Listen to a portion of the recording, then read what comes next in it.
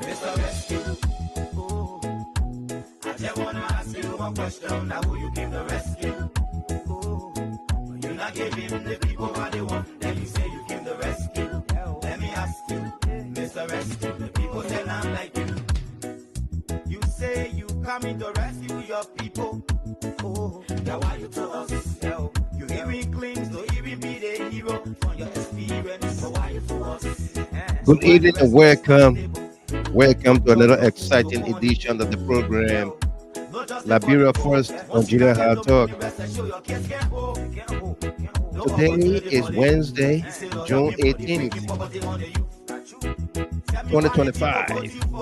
If you join us here for the very first time, we say welcome to you. On this podcast, we insist to be civil. There shall be no curse words, no insults of any kind.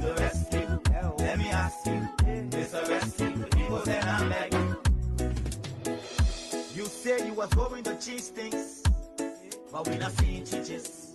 Promises you made you and your rescue team, but we're not seeing changes. Today the whole country divided into two. CDC and Unity Party they can conclude. Again, if you join us for the very first time, we welcome you to this all-important broadcast Wednesday.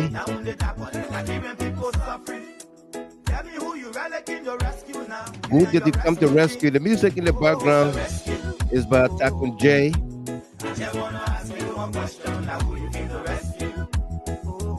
We've got a great show coming up here. Tonight's broadcast is dedicated to our cover photo on here tonight. Mars SP Pelu of Australia, I believe Melbourne, Australia, celebrates her milestone birthday today.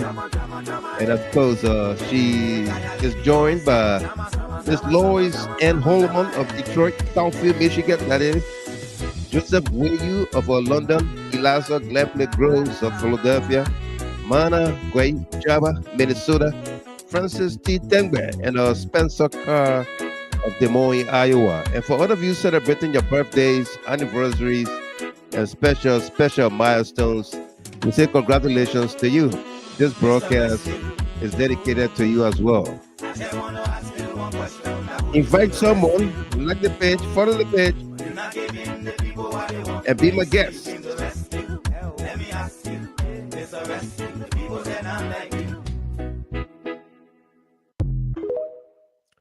Welcome to all of you joining us here. Please invite someone, like the page, follow the page,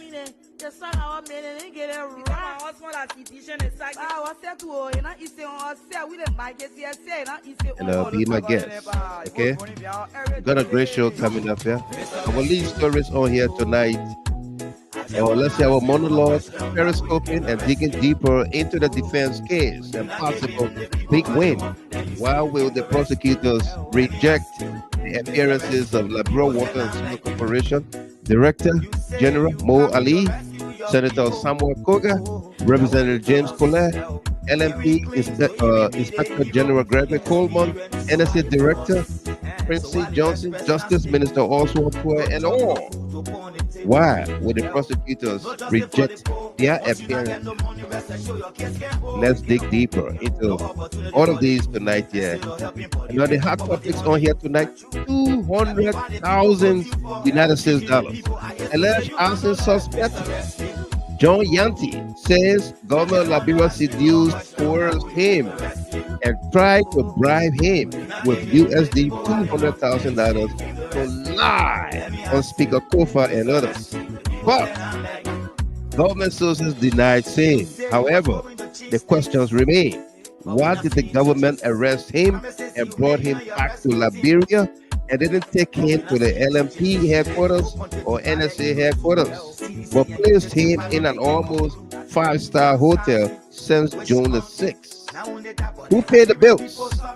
Why did an ambassador, former IG Amblad, and others visit him at the hotel? His family or lawyer? His family or lawyer did not have access to him. Does it make any difference if his family members quoted one figure, Spoon TV another figure, and he gave a different figure? Does it matter? Does it make any difference? What is the objective here? To bribe him to lie. So any amount will do the trick, and that's what they try to do. Let's dig deeper into that as well. Also, coming up, sanction loans. Joseph Yuma Boyka named a presidential task force in wake of targeted sanctions against several officials in his government. In fact, 98% of those named are feared on the list. That's the sanction list. Sources in DC and Monrovia have disclosed on condition of anonymity that the U.S. sanctions investigators are in Liberia. Hear me well. Sources in DC and Monrovia have disclosed to GHT Digging Deeper Department on condition of anonymity that the U.S. sanctions investigators are in Liberia, which prompted Joseph Yuma Boyka quick response. Is it enough? Or the deal is done? Let's dig deeper. Also, coming up, invite someone, like the page, follow the page. You're not giving the people what they want, yet you say you came to rescue. Mr. Rescue, the people say not like you.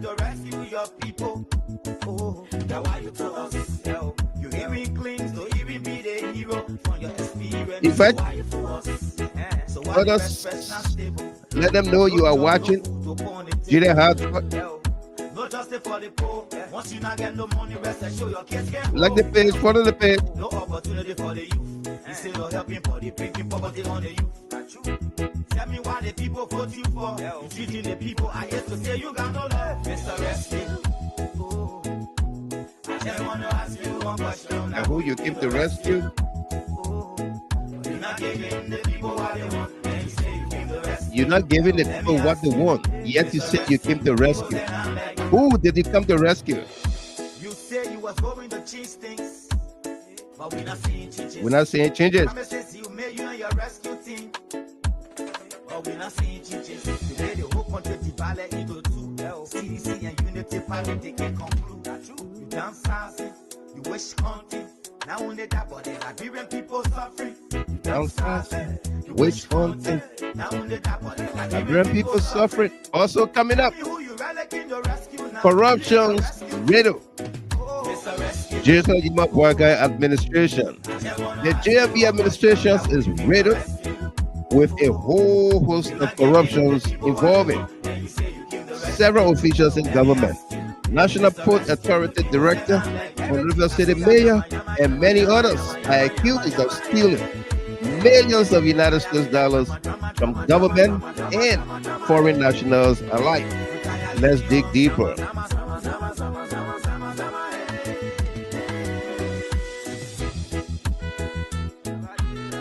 We got a big story for you here tonight. So don't go nowhere.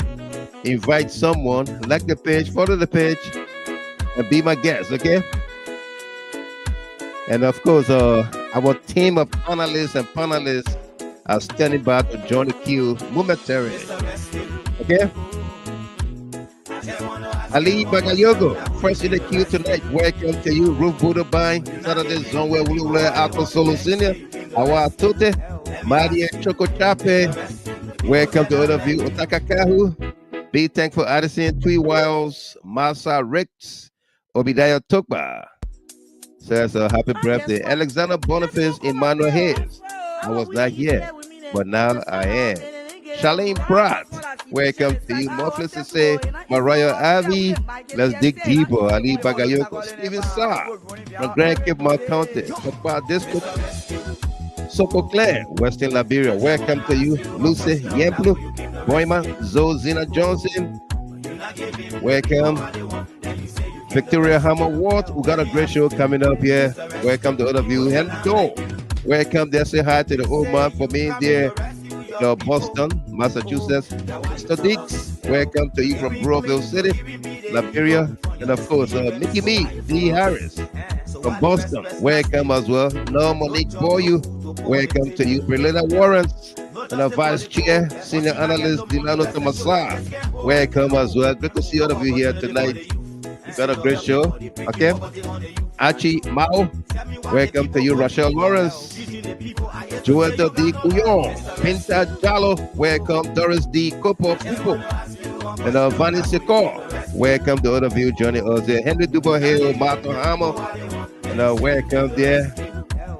Vanny Secor says we are listening. Godwin Campbell Tour Senior from Aurora, Colorado. Welcome, welcome.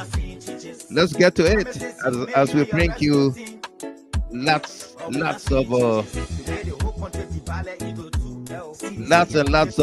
events, explosive events out of Monrovia, Liberia tonight.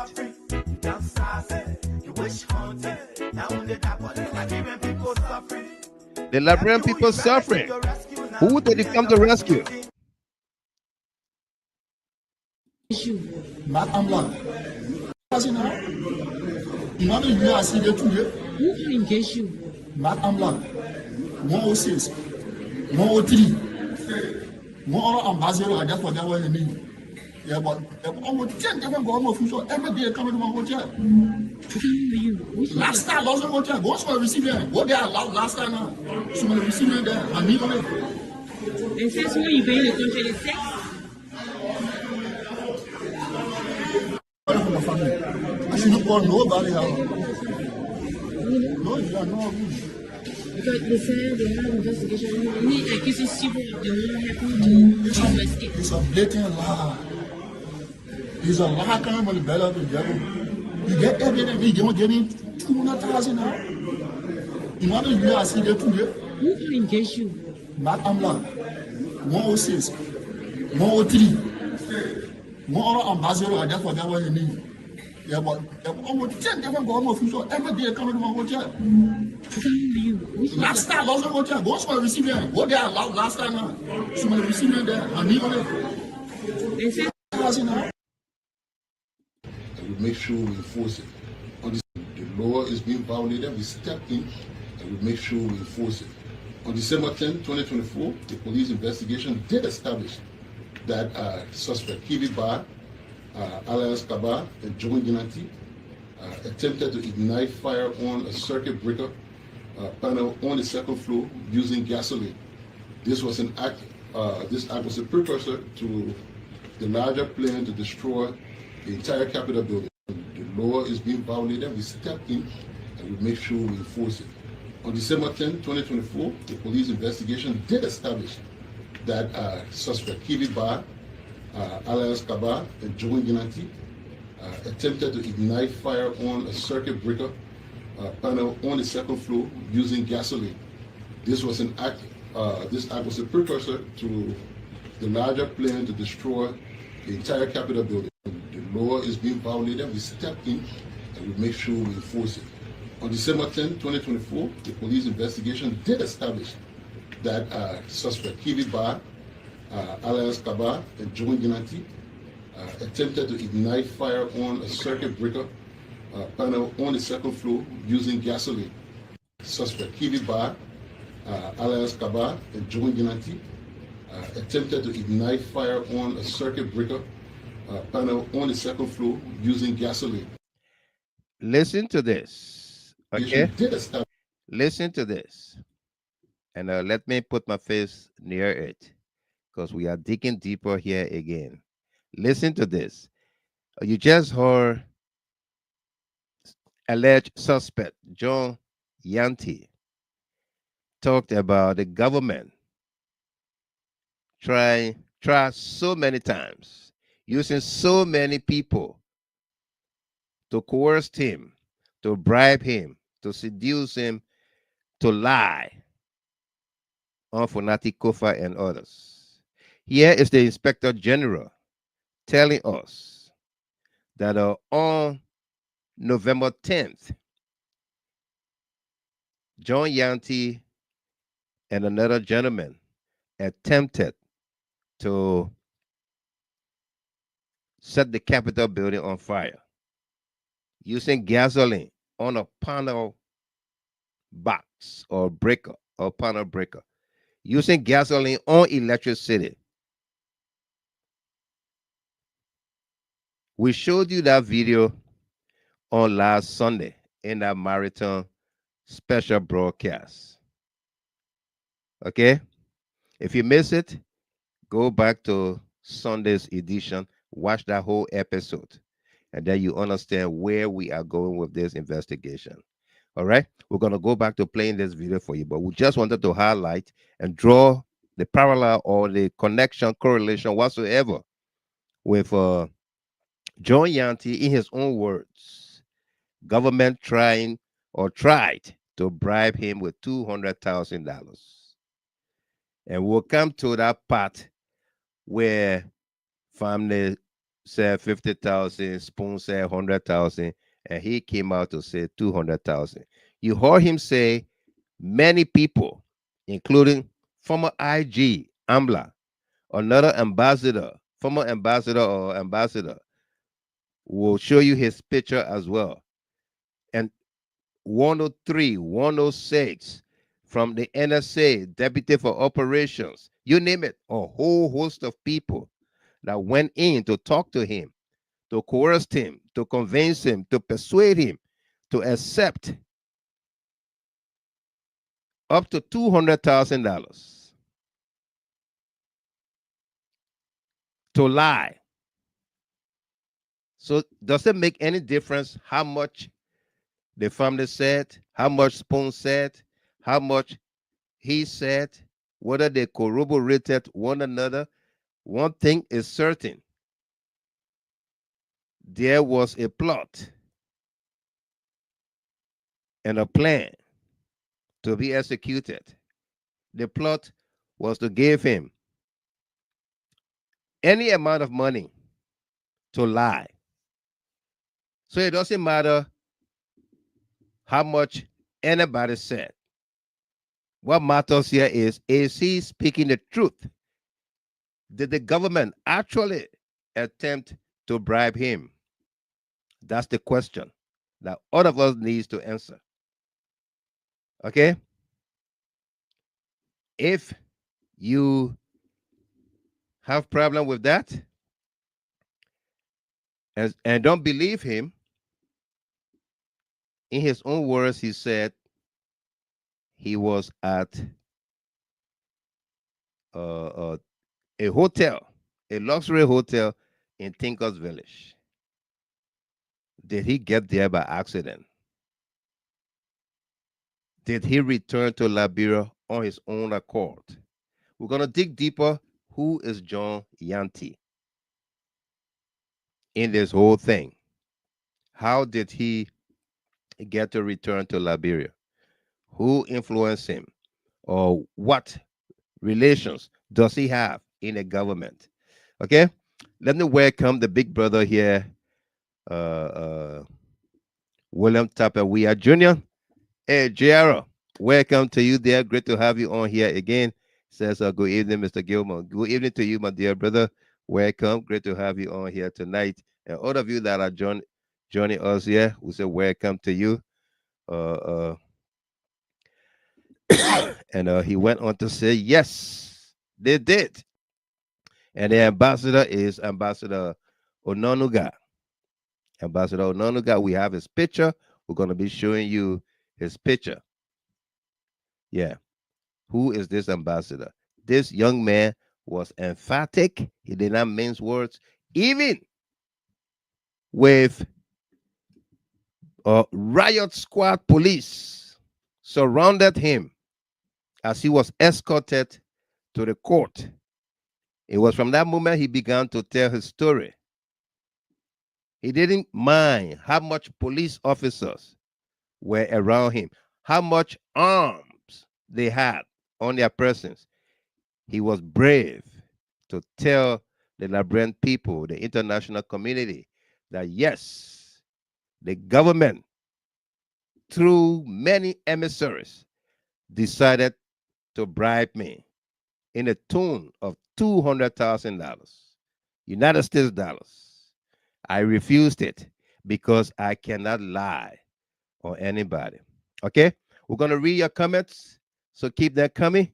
Let's continue to introduce our conversation on here tonight as we dig deeper into periscoping and digging deeper into the defense case and possible big win. Why would the prosecutors reject the appearances of Liberia Water and Soil Corporation Director Mo Ali, Senator Samuel Kogar, Representative James Kolleh, Inspector General Gregory Coleman, NSA Director Prince C. Johnson, Justice Minister Oswald Tweh, and all.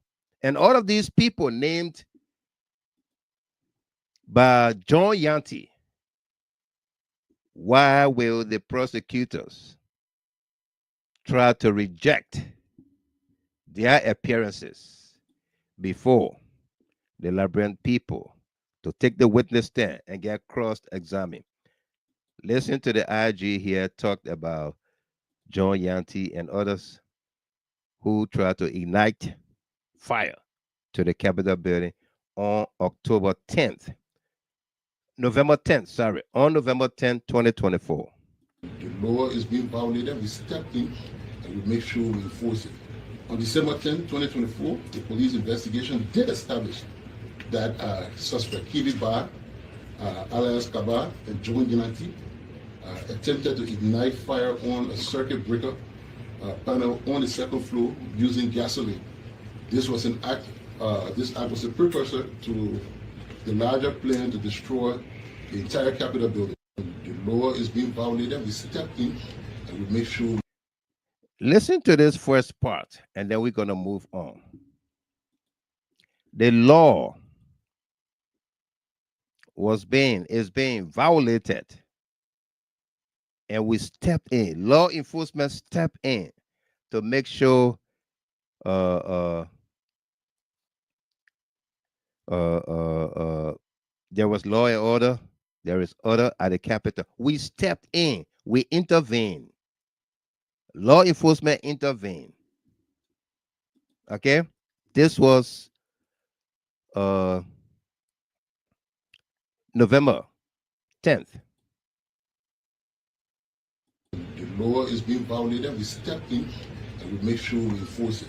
On December 10th, 2024, the police investigation did establish that suspect, Kivi Bar, alias Kabar, and John Nynati, attempted to ignite fire on a circuit breaker. The police investigation did establish that 2024, the police on December 10th, 2024, on December 10th, 2024, on December 10th, 2024, the police on December 10th, 2024, the police investigation on December 10th, 2024.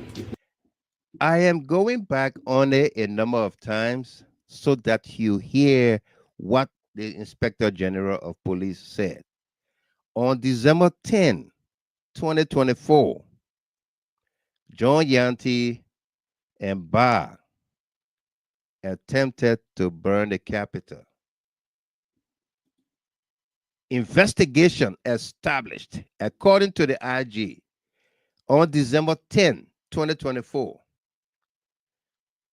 8 days before the burning of the Capitol. These guys, investigation established that on December 10, investigation established that these guys attempted to burn the Capitol. So how was the investigation conducted? Were the guys in the country or they were out of the country by December 10th?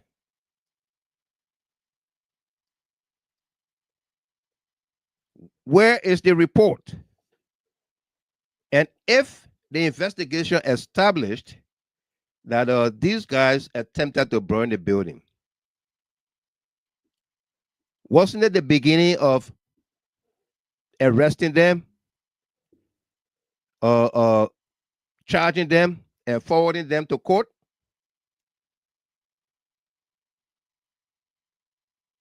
Yeah. Wasn't that supposed to be the beginning of this whole thing?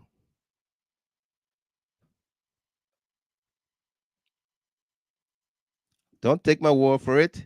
Listen one more time. On December 10, 2024. 2024, the police investigation. December 10, 2024, the police December 10, 2024, the police investigation did establish that on December 10, 2024, the police investigation did, on December 10, 2024, the police investigation did establish that suspect Kibi Ba, alias Kaba, and Joe Nynati attempted to ignite fire on a circuit breaker panel on the second floor using gasoline. This was an act. This act was a precursor to the larger plan to destroy the entire capital. This act of December 10th was a precursor to the larger scale of violence or destruction of December 18. December 10, the investigation found out that these guys attempted to burn the building. Requiring law enforcement intervention. Intensified over time, requiring law enforcement intervention. November 8, 2024, Thomas Isaac Etheridge, staff of former Speaker, and Patrick Moore seized the keys of the Deputy Chief Clerk office, indicating signs of sabotage. November 8, 2024, Thomas Isaac Etheridge, staff of former Speaker, and Patrick Moore seized the keys of the Deputy Chief Clerk office, indicating signs of sabotage. November 8, 2024, Thomas Isaac Etheridge, staff of former Speaker, and Patrick Moore seized the keys of the Deputy Chief Clerk office, indicating signs of sabotage. November 8, 2024, Thomas Isaac Etheridge, staff of former Speaker, and Patrick Moore seized the keys of the Deputy Chief Clerk office, indicating signs of sabotage. Okay. You see how open-ended Big Brother, JR, William Tapewia Jr. He said, were Yanti and others arrested for attempted arson? You see how open-ended these IG statements are? The first video we played to you, the December 10th video, he said this was a precursor to the larger destruction. In this other video, he said, let's go back on it. I don't want to put words in his mouth. Listen to him. November 8, 2024, Thomas Isaac Etheridge, staff of former Speaker, and Patrick Moore seized the keys of the Deputy Chief Clerk office, indicating signs of sabotage. Office, indicating signs of sabotage. Office, indicating signs of sabotage. Okay. So December 10, it was a precursor. A precursor. November 10th, the seizing of the keys from the Deputy Chief Clerk office indicates a sign of sabotage.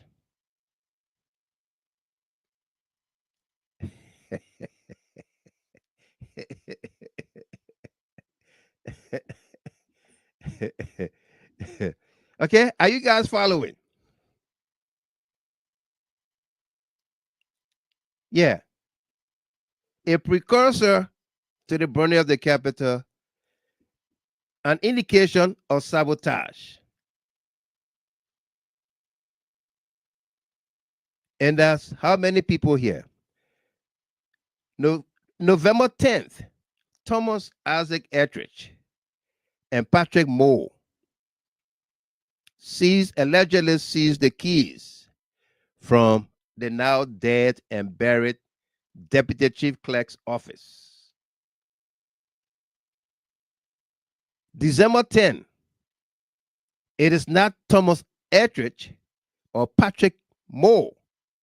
December 10, it is John Yanti and another gentleman that tried to set the Capitol on fire at the panel backs using gasoline. Not the same people.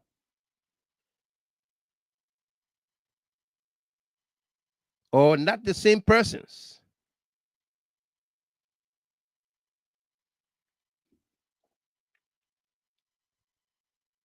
Huh? Arnold Taylor and a Samson Blow Munger. Where were the heavy police command posts and the Capitol building's own security officers during the fire outbreak at the Capitol building? Where were they? Is the question we keep asking, like Takun J would say. But that the question that we ask, they lie too damn much. You know? They lie too damn much. Okay? Farafin, Sumawuru, welcome. How are you tonight? Chair. Okay? They lie too much. They've told so much lies, such that it is catching up with them. They are running out of time. Because this IG was boasting on camera that the evidence is so overwhelming in this day and age. The evidence they've gathered is so overwhelming that even a blind man, Stevie Wonder, will see it through. He said that the the evidence is so overwhelming that Stevie Wonder will see it. Muffless to say, Arthur Scott, City One, Jabba, Joetta D. Kuyon, Julie Kennedy, welcome. Okay? Yeah. Let's go back to today's happening.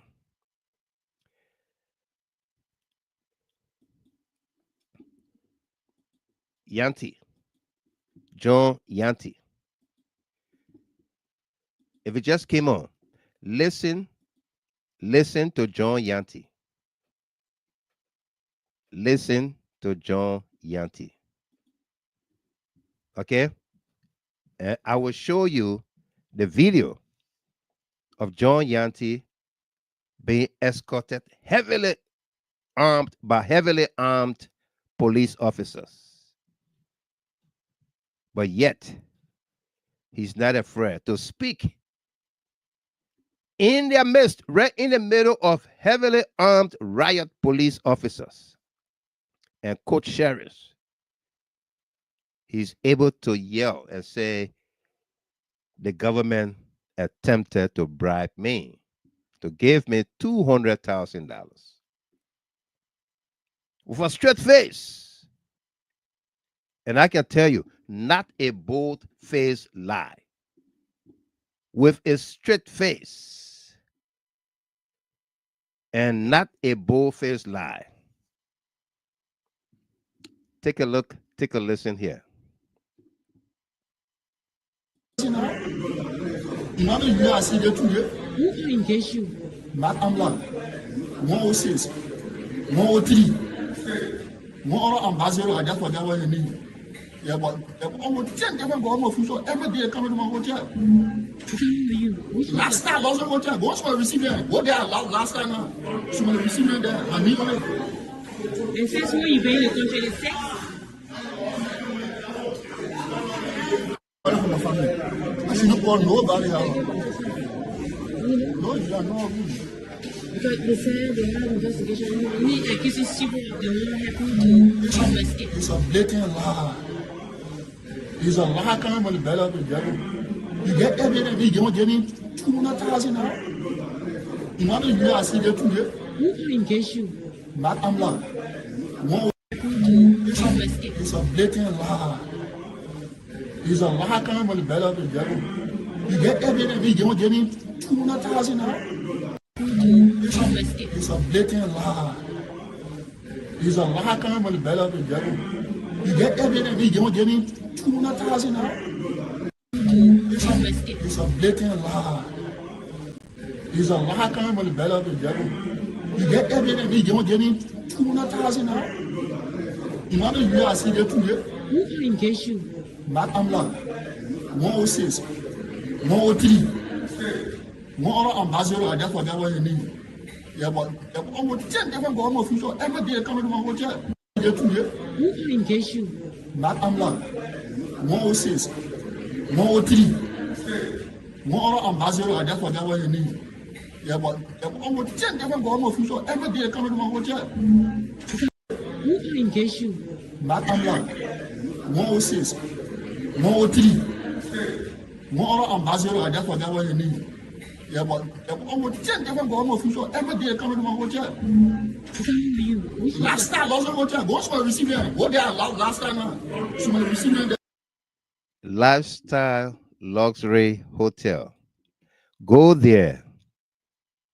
The receipts are there. You will see my name on there. Did he go there by himself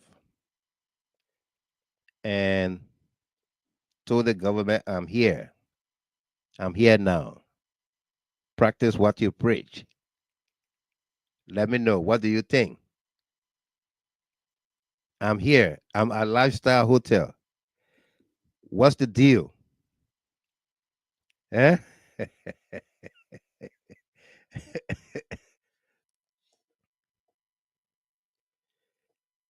Yeah. He was brought in from Ghana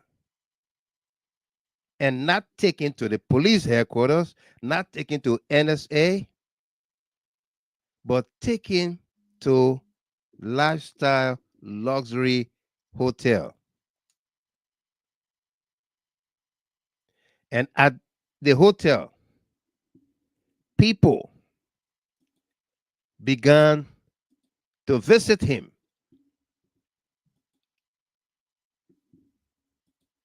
To try to persuade him.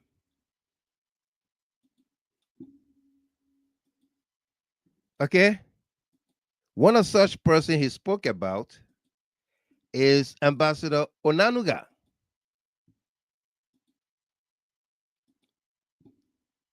Right here.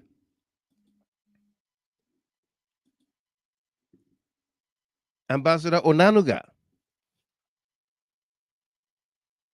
is one person, one name he called. And the former IG,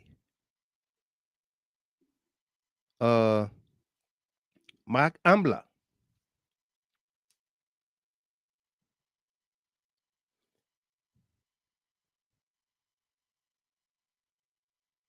okay?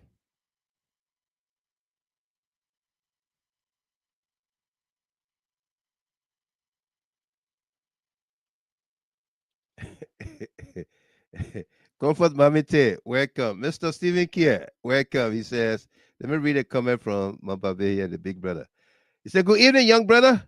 We are following from our Frederick, Maryland corners.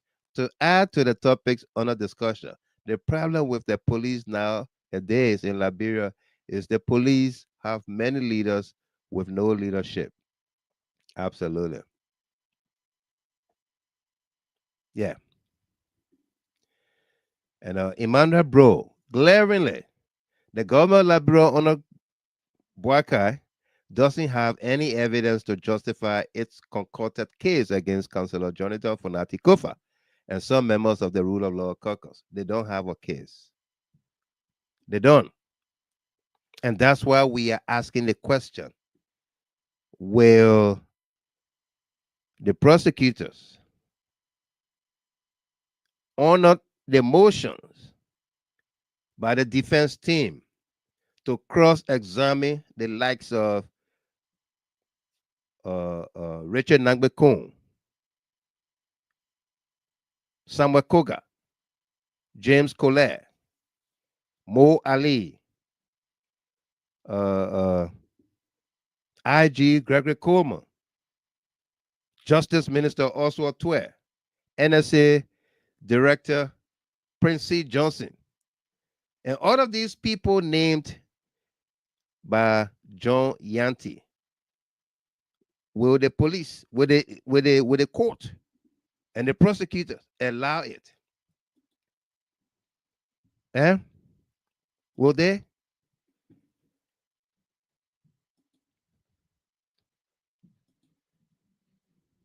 Will they?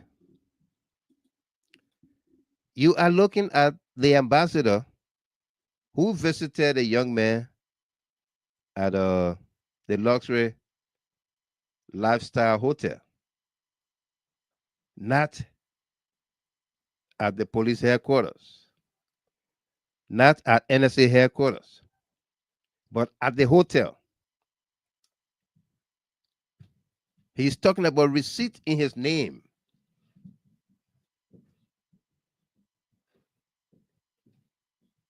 Who paid the bills at the hotel?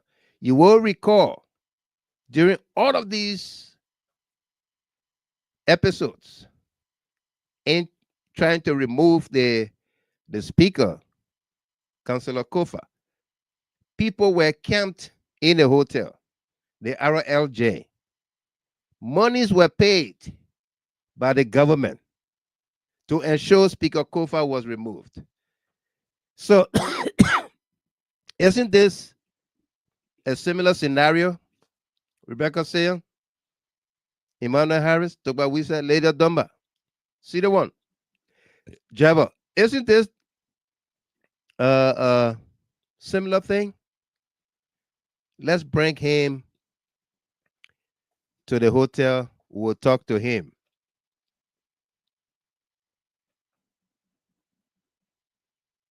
Huh? But first, let's bring you to speed. Who is John Yanti? And what connections does he have in the government? Why was he coerced knowingly and brought back to the country from Ghana? Who influenced that decision to bring Yanti back to Liberia? John Yanti. Who influenced that decision? This is John Yanti. John Yanti is the nephew-in-law to now Foreign Minister Sarah Beslow Yanti. Sarah Beslow Yanti is married to John Yanti's uncle. Did she play a role in getting John Yanti back to Liberia to satisfy her boss, Joseph Yeman Boakai, thinking that her nephew-in-law will look at the relationship, the closeness, and say, all right, Auntie Sarah, I will do this for you. I will lie on Funati Koffa and others. Did John Yanti say that? Or they were like, let's bring him to Liberia.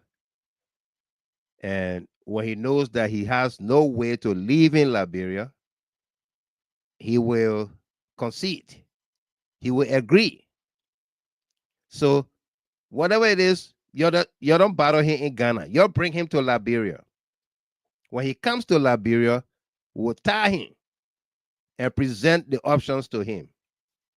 He will have nothing else to do but to accept and proceed along with the plan.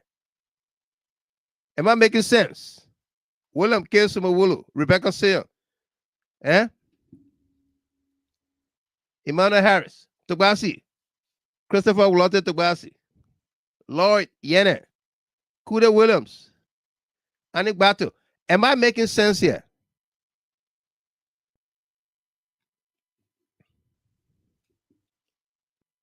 And our Comfort Mamite says yes.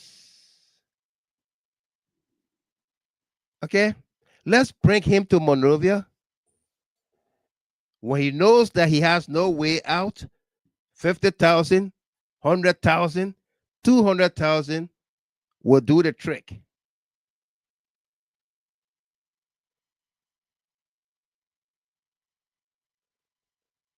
Okay? We'll put that amount of money before him.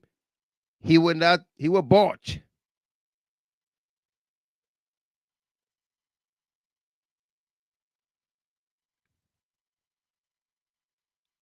And you heard him.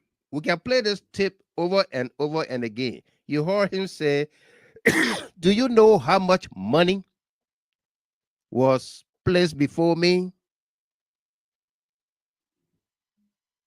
From June 6th to present.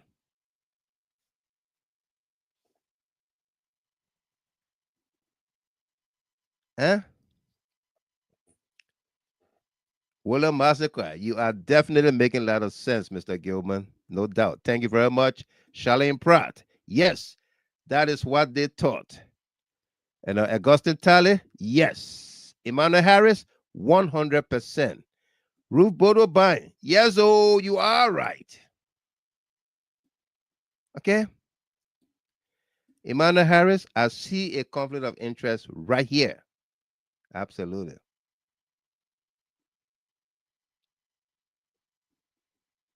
And Abin, Mane, welcome to you there on the YouTube channel. Okay. Emmanuel Bro, to the best of my knowledge, John Yanti is the nephew-in-law of Foreign Minister Sarah Beslow Yanti.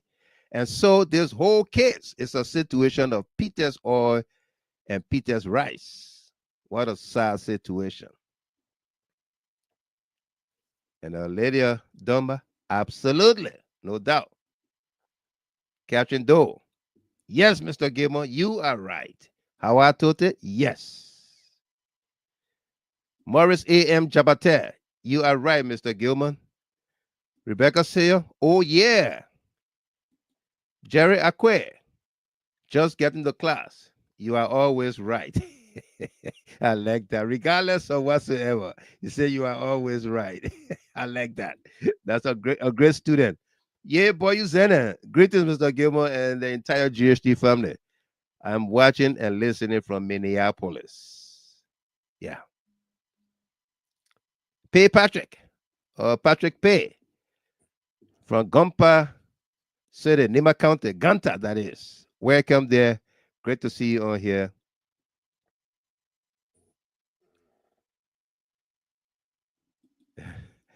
And Mr. Kia, Chief, with my 16 years experience, I foresee this case walking backwards. Very soon, soon and very soon, the case will be walking backwards. Yeah.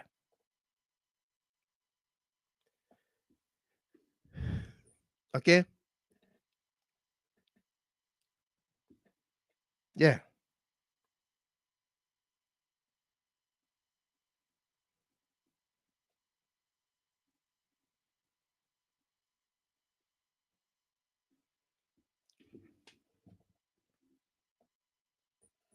Okay.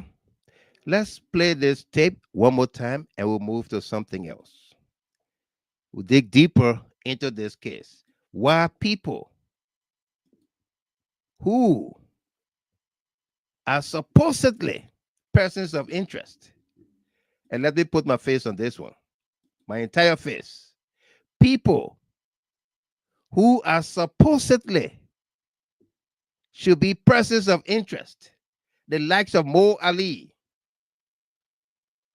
Okay, Mo Ali, or we call him here, Chemical Ali. He a chemist. The likes of Chemical Ali,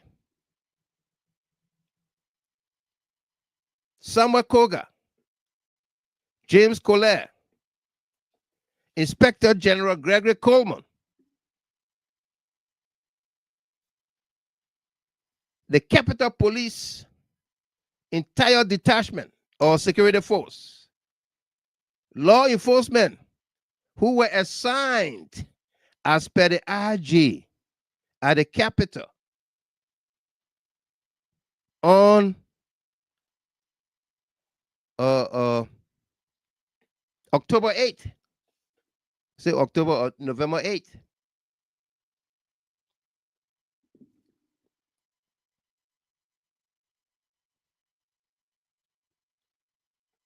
Why were those people not called upon? And let me hasten to tell all of you here. Catherine Doe, Yasa Zina, James Sloan, Dorothy Desayu, Joe B, Hawatote. Let me say this to all of us here that are following this broadcast tonight. Okay? David Arague. Are you guys following the P. Diddy trial? Especially on CNN. There's former prosecutors, Laura Coates. She has a segment just devoted to that trial. Despite other things, news stories are happening. She got the program devoted to P. Diddy.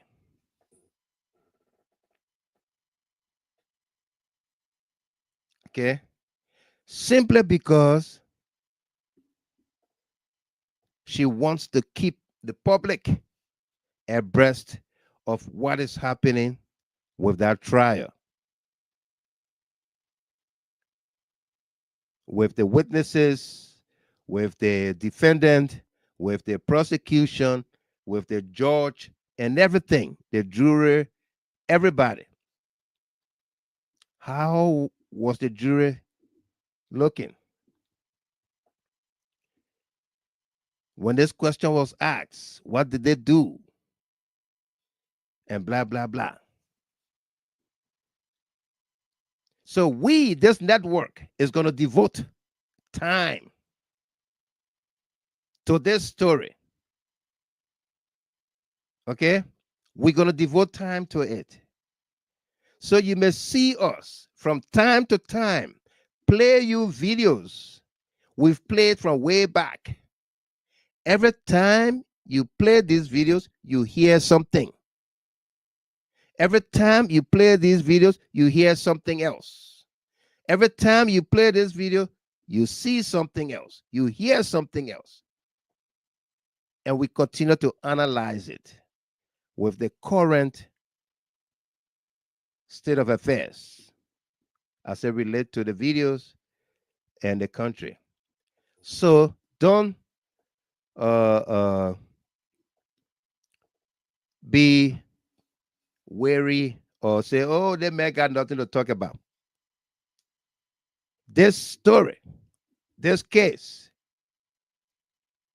has to do with our country, the rule of law.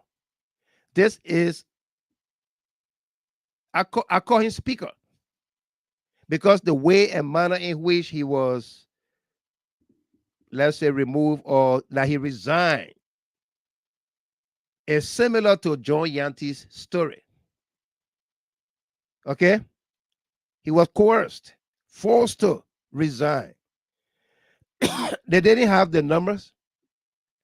49.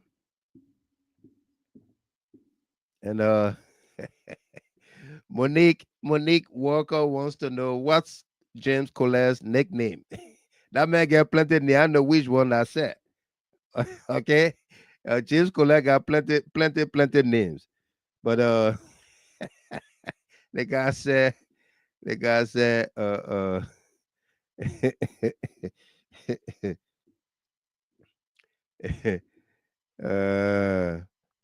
said,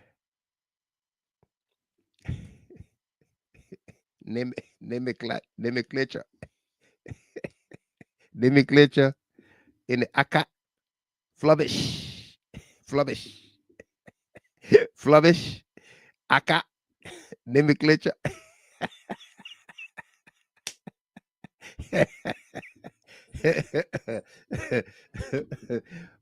Monique, welcome to you there. How you doing? Yeah, Miles, I saw it. Flubbish. Nina Kuya, my lovely daughter. Welcome there, daughter. How are you tonight? Say good evening, daddy, and my beautiful family. Welcome. How are you? Great to see you.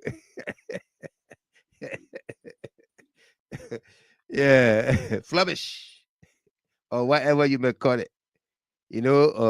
Down in the basement. Yeah, another one from Mo right here. Melwin Snow.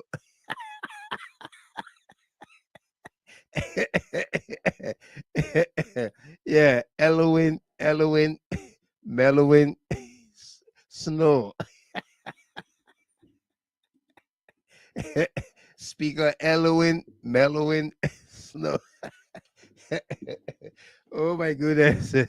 Muhammad D. Fofana, welcome. Thank you very much. He said, I always enjoy you when you are in studio. You always speak the truth. Thank you very much.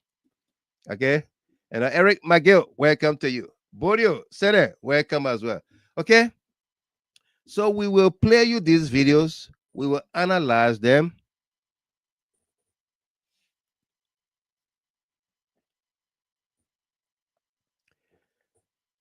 Yeah.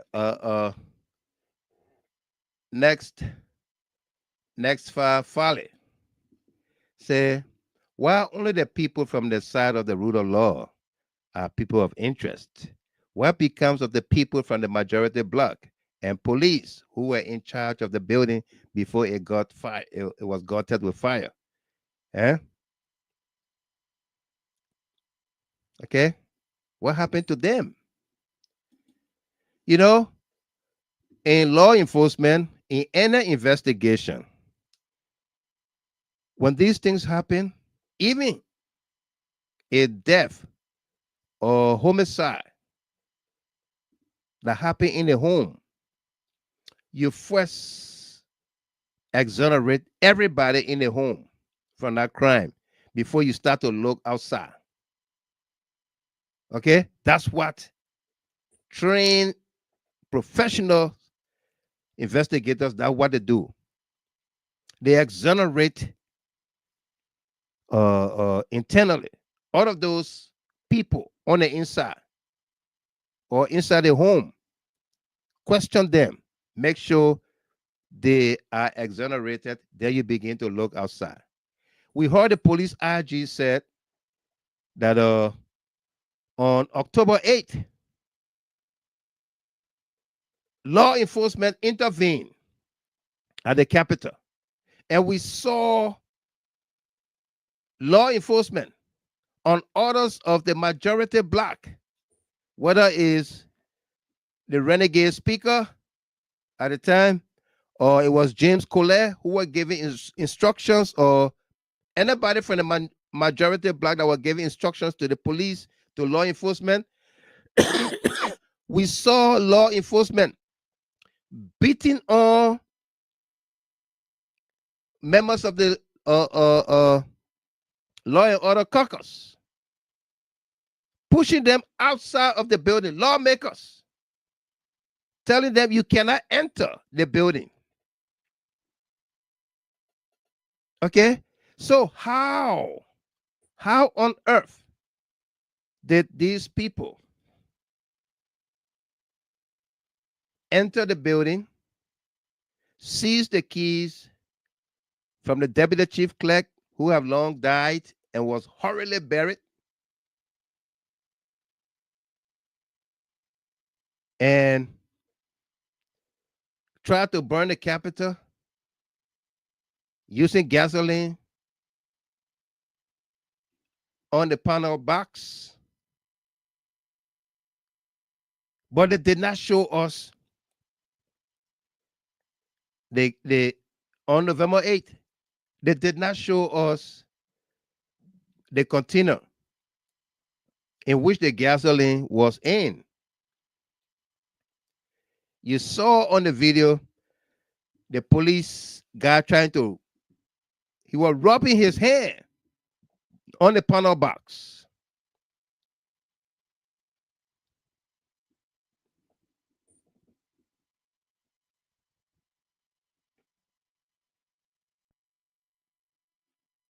Okay?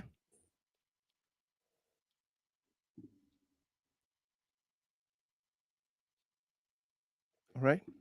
So it's very sad.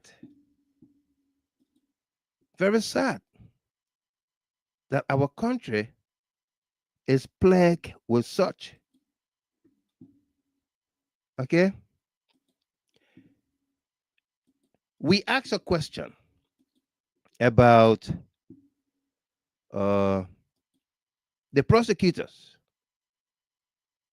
accepting or willing to put people on the witness stand. This is Speaker Koffa addressing that same issue, that the prosecutors should not go against that. They should welcome it.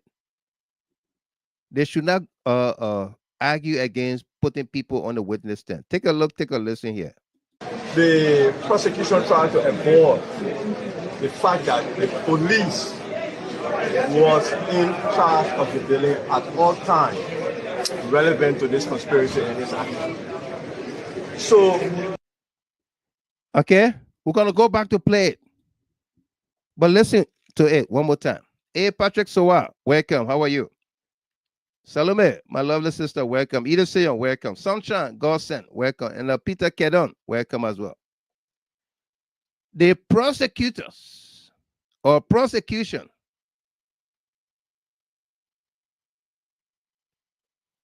should not avoid the police, law enforcement that were in charge of the building to take the witness stand.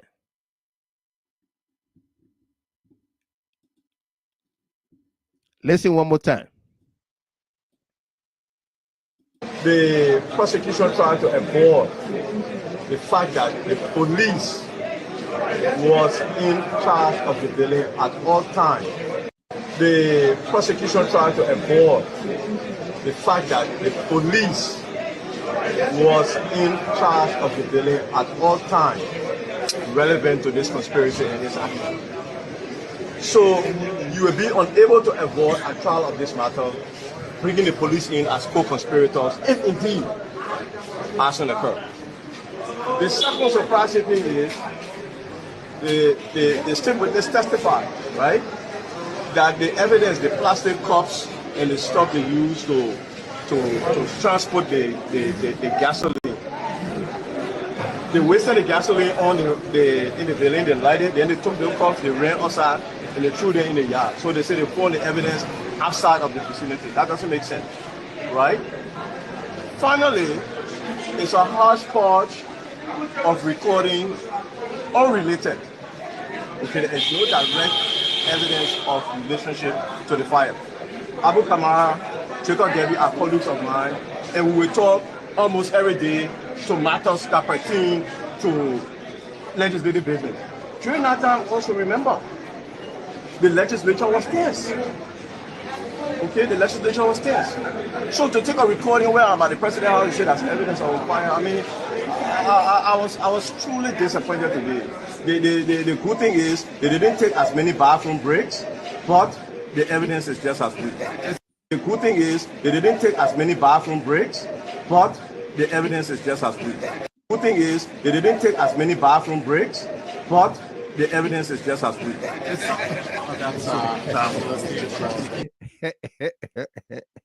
Okay, the good thing is they didn't take many bathroom breaks, but the evidence is just as weak as can be. Okay, yeah.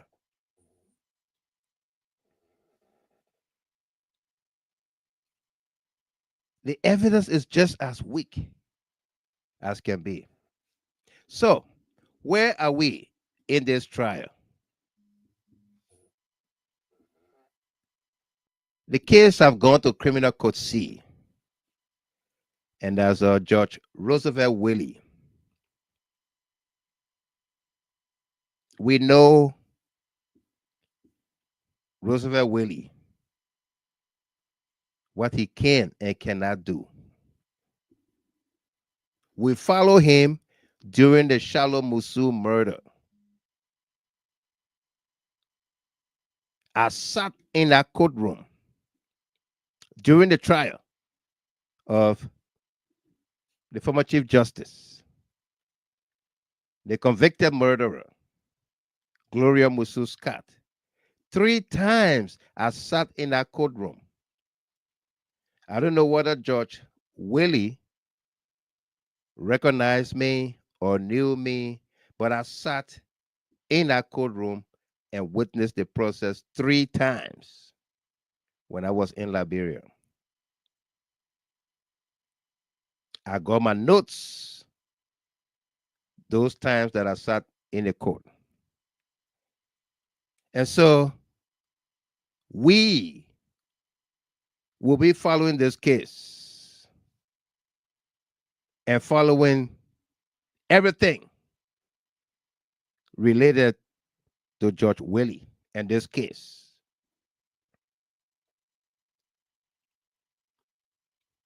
The Digging Deeper Department have been activated around the judge and Criminal Court C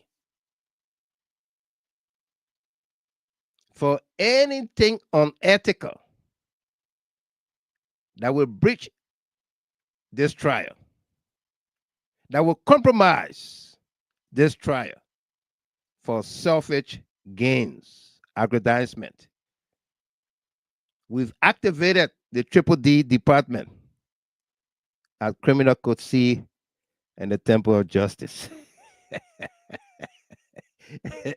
Zedia, King Zedia, welcome to you. Jessica M. Beslow, welcome. Josephine Kimmel Dubohill, welcome to you. Eliza D. Batu Gatings, welcome as well.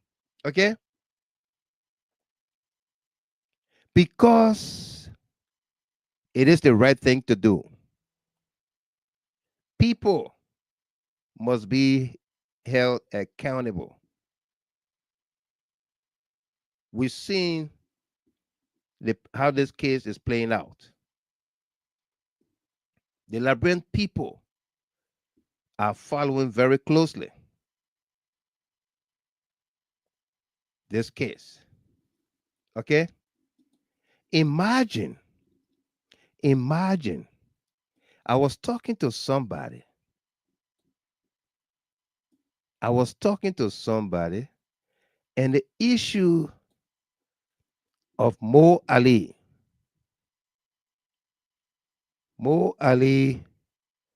driving or riding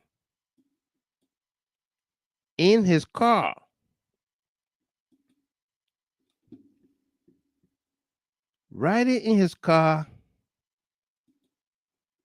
driving between the Capitol building and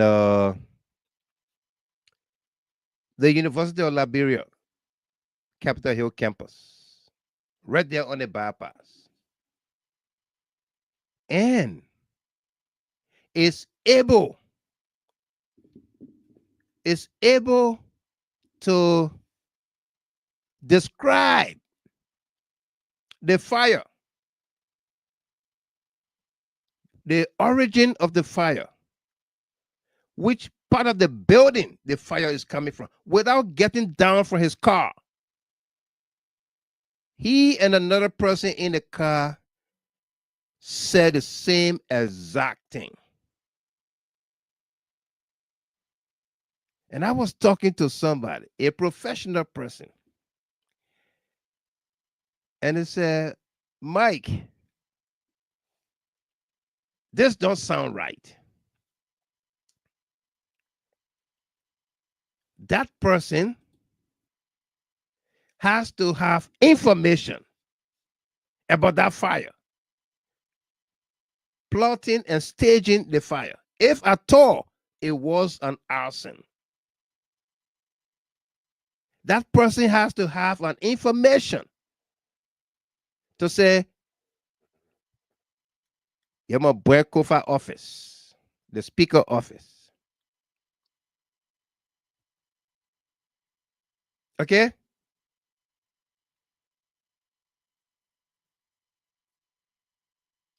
Then I said, but this guy has a record in at one point in time when was it 2020 when his name ran to be senator for Lofa County, Brownie Samuka, and his case was lingering back and forth in the court and a neck. Mo Ali told the National Elections commissioners, if you don't certify Brownie Samuka, there will be an unspecified consequences. And what happened? Another gentleman from Unity Party at the time was on camera and said to NEC, we know the schools your children go to. We know the restaurants you guys go to. We know where you guys live. Issuing threats. And what happened the next day? The pickup truck belonging to NEC, I believe one of the commissioners, was set ablaze. If you don't certify Brownie Samuka, NEC, there will be unspecified consequences.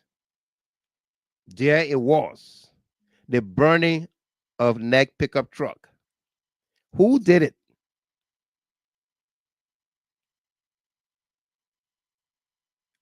Okay. Mo Ali trended on Facebook on December 17. After the protests, when everybody was dispersed and gone home, Mo Ali trended, tomorrow there will be a watershed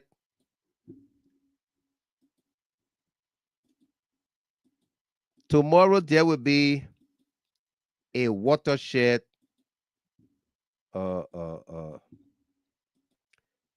let me put it up for all of us.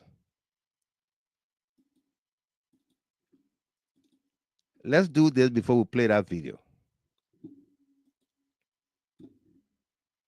This is Mo Ali on December 17, when everything was quiet. The protesters have gone home, dispersed by the police or joint security, law enforcement, sent everybody helter-skelter, people running for their lives. Mo Ali did 2 posts on December 17. I will go into the archive to pull the other post. The other post, it was about Yeke Koluba. Yeke is seen on a motorbike in the middle of the car, the bike driver, and Yeke sits behind him, and another person behind Yeke. And Mo Ali wrote and said, I love my brother Yeke. This guy, but he's going back to regroup. He's running away to regroup. That's what Mo Ali said in that post. Then he wrote this one. The same December 17, 2024. It's going to be a watershed news tomorrow. It's going to be a watershed news tomorrow. Mo Ali was now caught. Mo Ali was now caught. You heard the police IG in one of the news conferences say Speaker Koffa wrote on his Facebook page, one word, Alamo. Alamo. He said because of that, the speaker was investigated, and today he's charged. Alamo. What is the meaning of Alamo?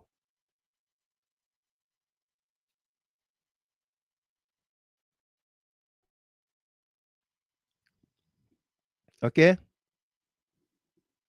But Mo Ali, who said tomorrow, it's going to be a watershed news tomorrow with 2 exclamation marks, was not caught.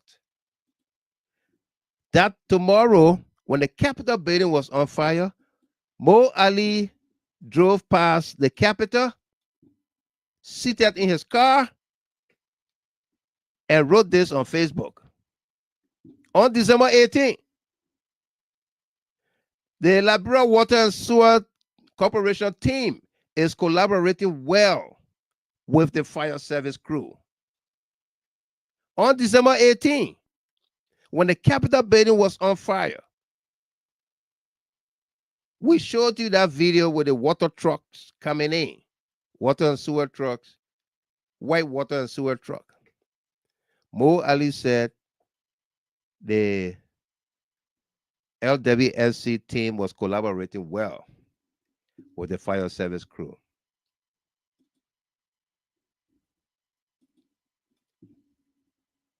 Here is Mo Ali describing the fire. And this video is so worrisome. On all levels, all accounts. Without getting down from the car, just looking on top of the Capitol building, looking at the fire or the smoke, and a big solid wall is between you and that smoke. There is the police station. There is the Ministry of Information. There is Temple of Justice behind that smoke. There are residences behind that smoke. But you are able to pinpoint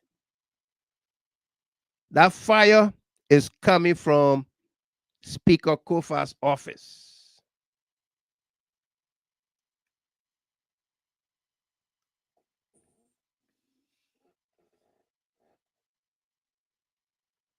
Yeah, absolutely. Wilton Ketter.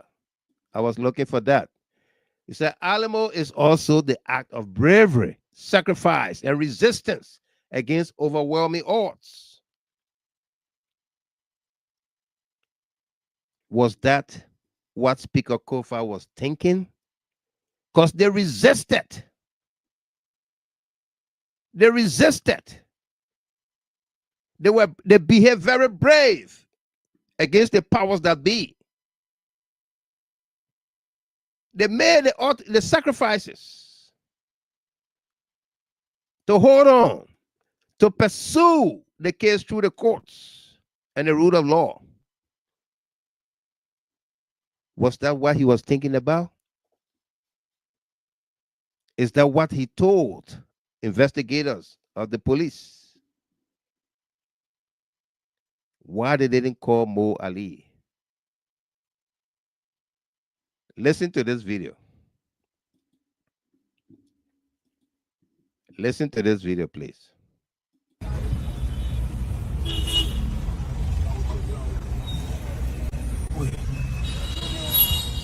Yes, they're looking. Capitol building seems to be on fire, a certain portion of it. The speaker, sir. This is the speaker's wing, but I don't know the particular. A certain portion of it. The speaker, sir. This is the speaker's wing, but I don't know the to be on fire. A certain portion of it. The speaker, sir. This is the speaker's wing, but I don't know the particular to be on fire. A certain portion of it.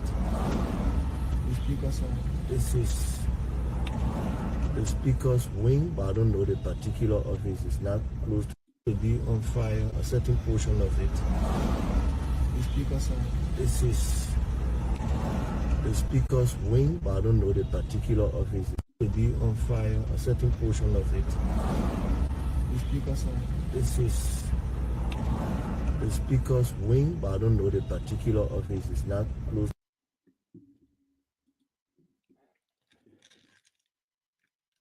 Okay. You heard Mo Ali and the guy in the car with him. Eddie, Mayata Song Belema, welcome to you. And Farafin, Sumawuru, Chair. Mr. Gilman, the Battle of the Alamo happened here in my state of Texas. If a Texan say Alamo or remember the Alamo, is cry for resistance, courage, defiance, and sacrifice.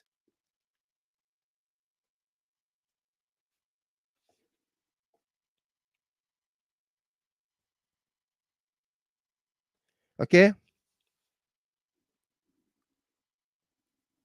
Yeah. Thanks, Farafin. Thank you. Okay? Mo Ali was never caught.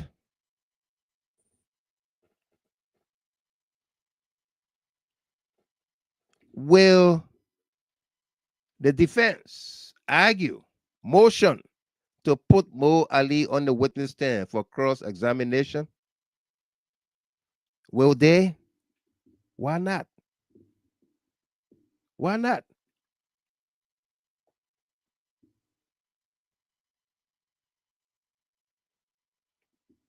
Ambrose Dangba, live from Lebanon. Welcome. How are you? Stay safe out there, okay? Why shouldn't the defense motion to put Mo Ali and others on the witness stand?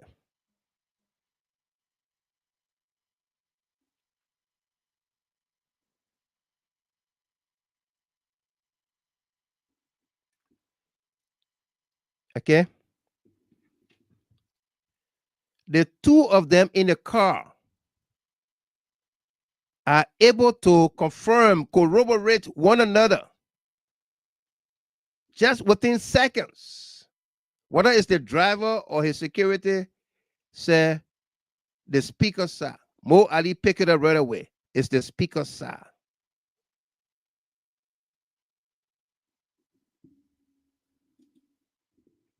Cecilia Freeman, how did he know it was the Capitol building that was on fire? Taking into consideration that there are other buildings in that vicinity. Thank you.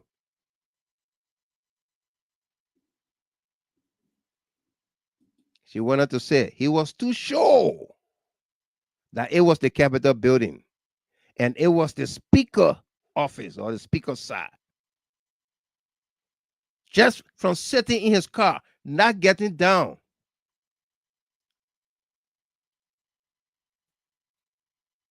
That's the question. How did he know? Elijah Nse from Ganta, Nima County, welcome. How you doing? How did he know? How did the other person in the car with him know? Don't take my word for it. Look at what happened.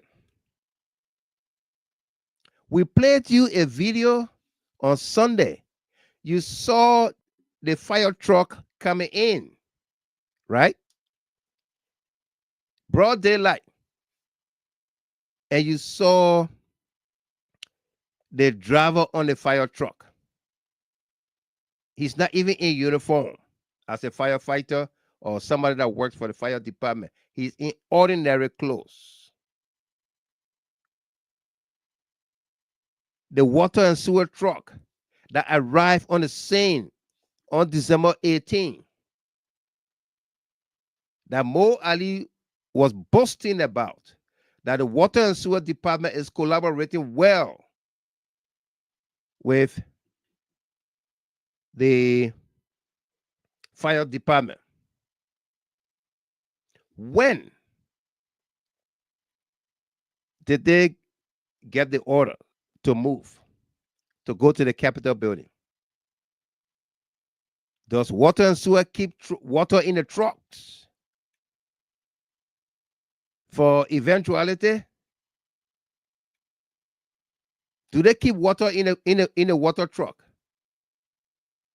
Okay. Will the phone records of all those that were on the truck, Mo Ali, his operations manager or dispatcher, will their phone records be subpoenaed and investigated by professionals to determine exact location of XYZ during the time of the fire when the call was made to go in and help?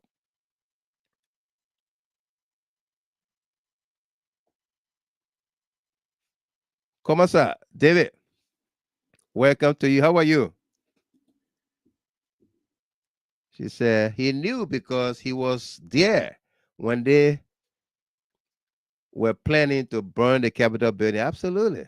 He got to know. He got to know something. And that's what my friend was telling me at work. Okay. And unknown Monique Boyu, his voice sounded like the burning of such an important government building was normal. Yeah, absolutely. Yeah, he sounded so normal. All right. Musu Yango, how are you? Wabi Cooper, good to see you on here. Welcome. Where's my daughter? Where Miles SP? I didn't see her yet. Today her birthday. We're celebrating her on the global stage yet. Let her know, okay? Call her yet. Telvin Thompson from Paris, welcome. Kana Zile, welcome to you. And Helen Kwayo Elliot said, oh my goodness, I'm late for class, Mr. Gamer. Welcome. You 1 hour, 26 minutes. You can go back to watch it, okay? When it is all done. We'll have another hour here. Okay? And I see, let me address some of our folks. You know, AB, our senior analyst, one of our senior analysts, AB Kolleh. AB Kolleh said, you can't be so daft. Daft, D-A-F-T. Go define it. You can't be so daft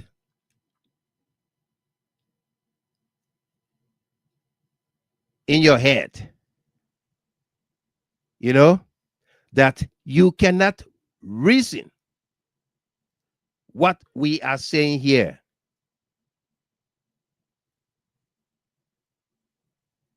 Regardless how much you are opinionated, leave room for reasoning.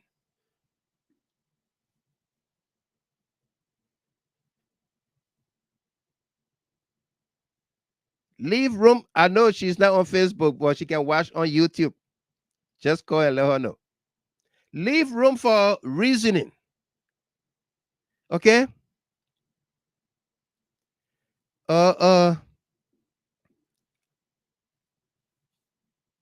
With all of what we are saying here,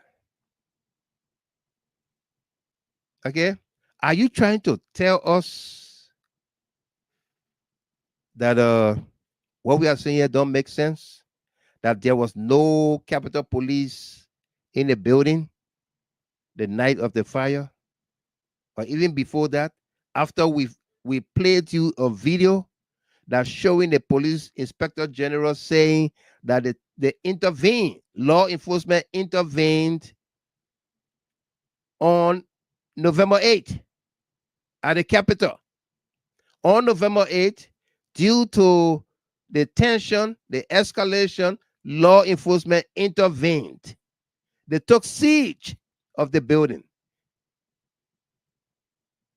Okay, besides Capitol Police, law enforcement intervened. It would take 1 month, 8 days, or 10 days before the fire occurred. Were there no police?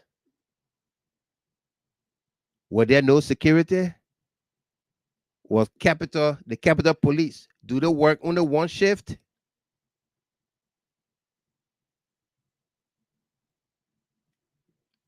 They tell you when you come to rescue, you only come for certain people or you come for the whole country. Yeah? You can't be so daft in the head. You can't be so empty in the head. You can't. Okay? Yeah. You can't be. You know? Let me not waste my time on some wasted epidural. And welcome my lovely daughter here, Masalam. Mas SP Pelu. Happy birthday to you, my dear. Celebrating the grandness of style.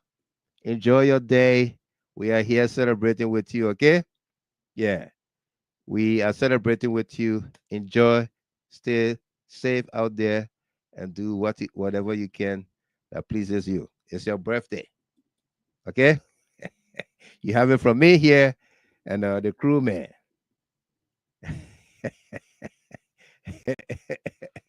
You have it from me and the crewman, okay? Enjoy your special moment. Yeah. You know? I mean, I don't get some of the you can this guy James Kolleh.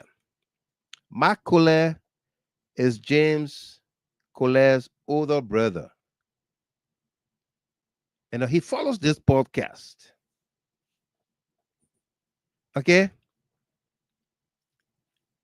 Besides Mark commenting on here, sharing his views, he has called me a number of times. And we talked. He said, Mr. Gimmer, I'm not mad with you. I'm not vexed because you haven't said anything that is not fact-based, that is not factual. Whether it's about my brother or anybody else in government. He said, I have not seen you, make up stories or lie on people about people. All right? So if you can make your mom and dad proud, don't come on this podcast to think you can put us down. Okay? You are not there yet. You are not there yet. This place is not for you. If you can't understand what we're talking about, if you can make your own analysis, okay, this very fanatic Koffa that we are preaching about today, you remember? Before all of this, we were after him for not standing up, for not speaking up to the mass dismissals of civil servants, to the disrespect meted out against President Weah, whether at the airport, the VIP lounge, whatsoever. All of those things that were happening, not holding people accountable, being the leader of the first branch that oversees the executive. We spoke out against Fanatic Koffa. And our position was not to support or call for his ouster. Ours was to do the right thing, to stand up for ordinary, the voiceless. But he decided to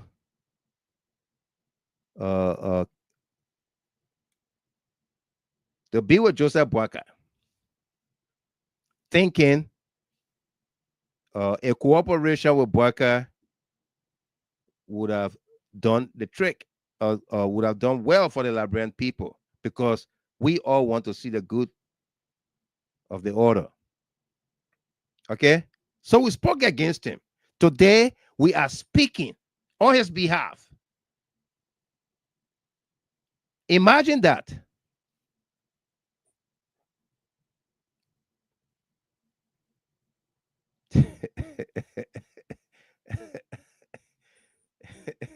Yeah.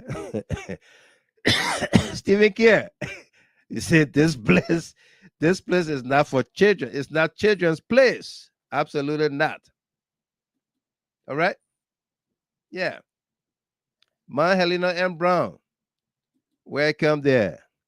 She said, happy birthday, my beautiful sister Maz. No doubt. Thank you.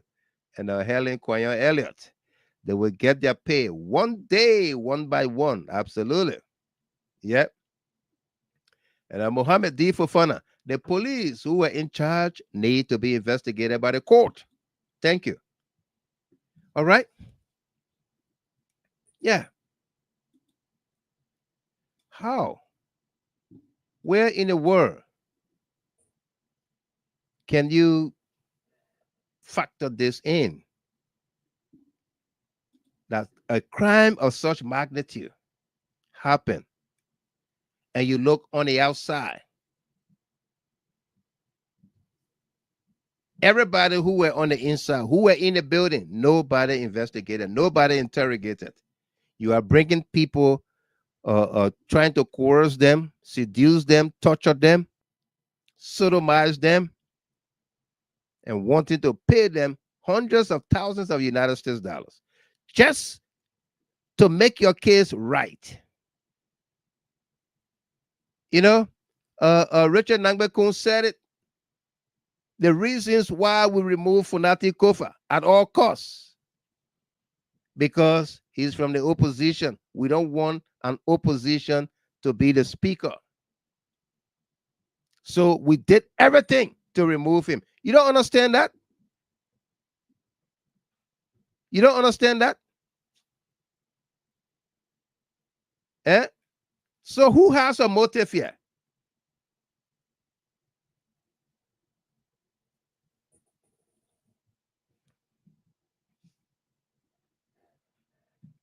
Patrick Sambola, you're welcome. He said, when am I going to hear another East African tune again?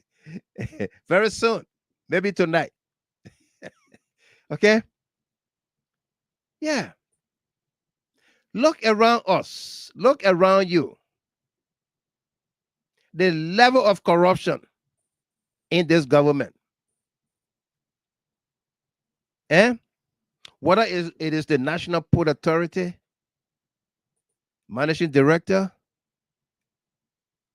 the Monrovia City Mayor, and a host of others, in the tunes of hundreds of thousands and millions of United States dollars, stealing from the Liberian people.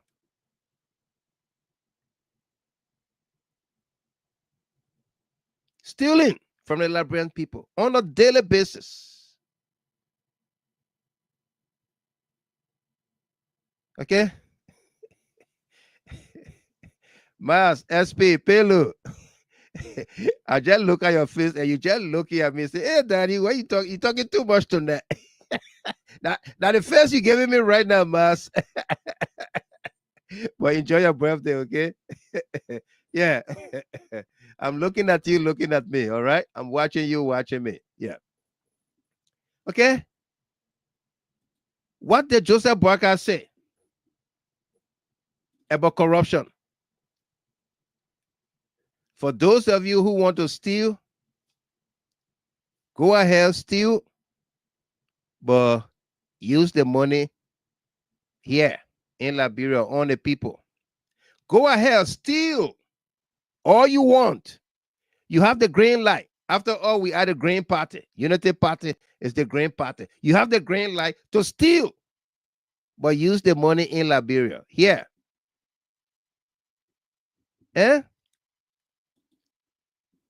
He qualified that today about riding private jets. Okay? He qualified it today. about riding private jets, something that they kick against, they campaign against, that they not want to see President Weah do. He qualified it today. He came out to say he rides private jets occasionally. Yeah, right. To go to your friend's daughter wedding in Nigeria or Ghana, wherever it was. You use taxpayers' dollars to go drink barefoot wine.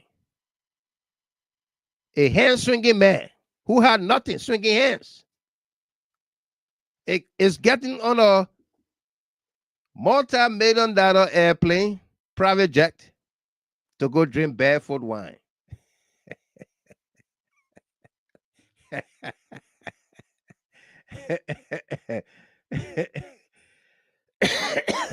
King Shaku, welcome there from Nairobi, Kenya. Duba Hill. Yeah, Henry Duba Hill. Today, someone said that most of these lawless acts by the UP government is being against mostly Southeasterners. It makes some sense to me. Yeah. Yeah. J2, JJ Dennis, JMB's endorsement of corruption. Quote, for those of you who want to remain corrupt, if you steal the money, please remember to bless our people. It's deeply troubling. And Cecilia Freeman, another quote, JMB corruption approval. Quote, I want to encourage all those who want to remain corrupt should do so, but use the money to bless our people. End of quote. And Victoria Hammer what? He was a beggar. Costa said it. Yeah, Costa did. Yeah. Yeah. And Stephen K. corruption is in the coat suits on Broad Street, shining. Yeah. All right. Today, they are defending the private jet. But what did Joseph Boyka private jet bring back to the country? Eh?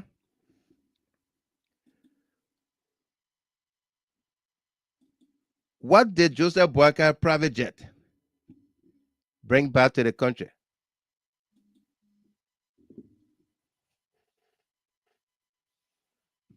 Eh?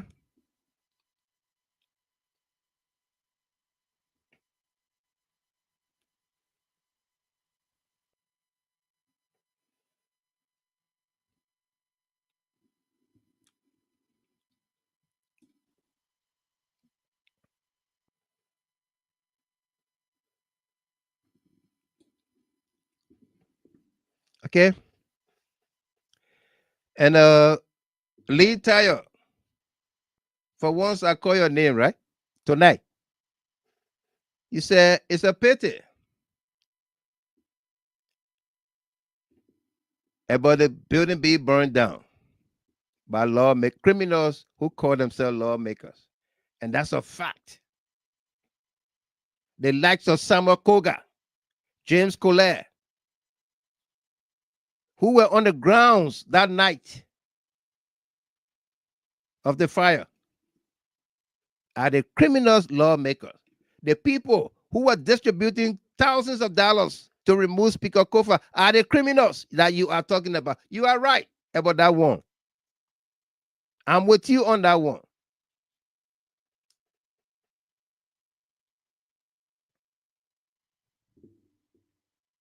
Those are the criminals that need to answer question. Answer to the Liberian people, please. Those are the criminals. And I did not hide my face. I did not mince any words here. Okay? It is not Speaker Koffa. It is not Dixon Sibo. It is not Abu Kamara. It is neither Jacob Debbie from Grand Judah County. I believe from your district. No. Okay? The criminals that burned down the building are the ones who are running around prosecuting their colleagues today. They are the ones. You are right about that. Those are the criminals. We don't need a rocket scientist to tell us that. Okay? No, we don't. Here is Joseph Yuman Boakai talking about his private jet, why he rides private jet. Listen to him. A man who survived the generous donation of George Weah to give him a second chance, a battery hat. I do not ride private jets just because I want to ride them, but there are occasions that it becomes necessary.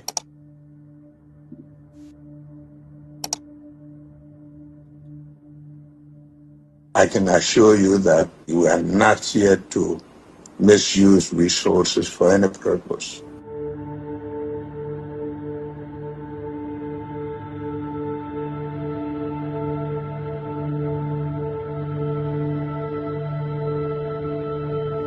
I want you.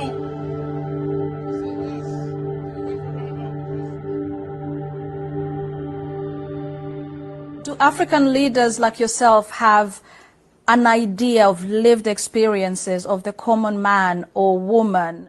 If anybody who is knowledgeable about a common person, that's the person sitting right before you. Corruption is a poison in this country, and we are going to deal with it. This is a government that is serious about service to the ordinary person.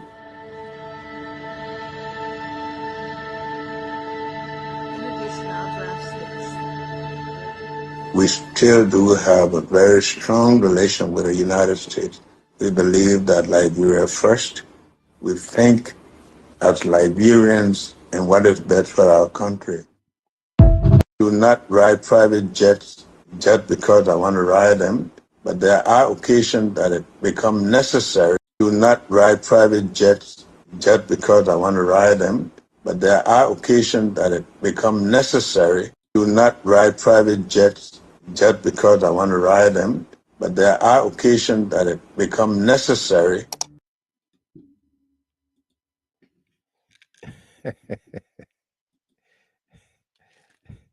I do not ride private jet because I want to ride them. Can you imagine that? Eh? Can you imagine that? Joseph Boakai is telling the Liberian people that he's now riding private jets. Yasake Ware, the lady from Atlanta, welcome. How you doing? You came to class late. Yeah. Okay. Can you imagine that? Battery Man is talking about he he doesn't ride private jets because he wants to ride them. So what has he brought back home for the Liberian people, to the Liberian people, riding these private jets? When last Joseph Boakai came from a foreign trip and said, we enter into this bilateral agreement, the countries stand to benefit XYZ millions of dollars, or this project, that project. Eh? Helen Quayo Elliott, Sarah Yimpa, Emmanuel Bro. Helena Kia Kolleh. Eh?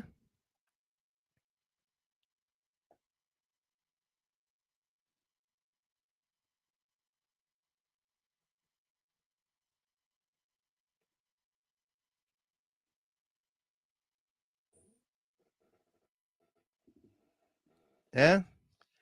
Dorothy, this is you. I hear you, okay? That's okay. Yeah. Okay. Maurice Pacey. Yakbablo, Cecilia, Yakbablo, welcome to you. Okay?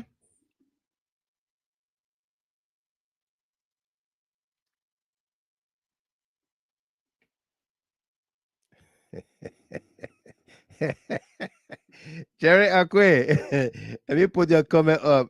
Jerry Akwe said, Mr. Gamer, please next time, please make an announcement that children under 18 are not allowed in the triple D class. And you see, Jerry Akwe, you see my daughter celebrates her 18th birthday today. No, she's 21. She's 21. She can drink. She can drink something, even though that Muslim girl. Mas SP. Yeah. Yeah. Jesus is coming soon. Beware, Prince. What was wrong yesterday is now right today. Yeah. It's okay to ride private jets, but it was not okay for George Weah. And even after George Weah left power, is he still not riding private jets? Is it a thing of the past with George Weah? Is he not riding private jets? Have you seen him travel outside of Liberia and jump on Askai or Ethiopia Airlines or SM Brussels, or he leaves on a private jet? Huh?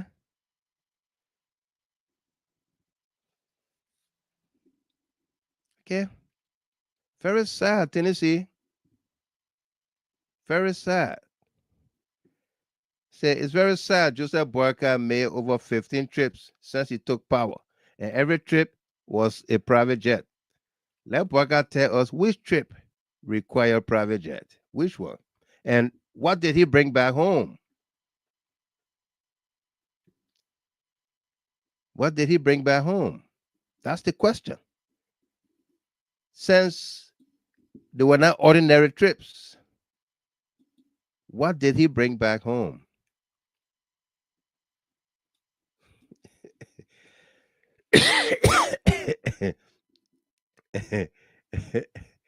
And Jerry Akwe, yeah, Madonna. She said, Jerry, leave my daddy alone. Please. Today, my daughter's birthday. She more than 18 years old. So, yeah. Oh, my goodness. He took a private jet to low fire. Oh, yeah. Duba Hill, thank you.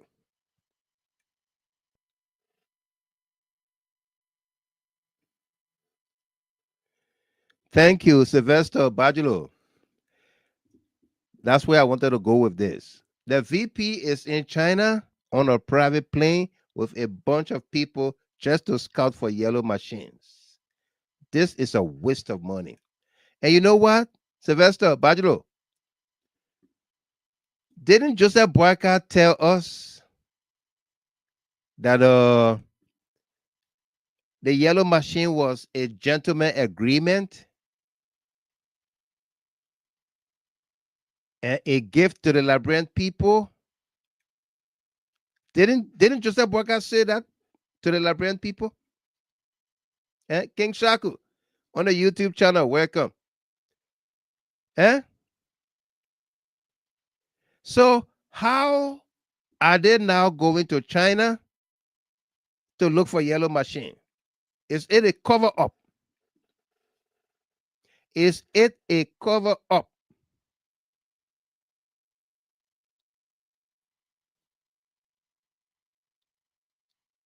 Eh?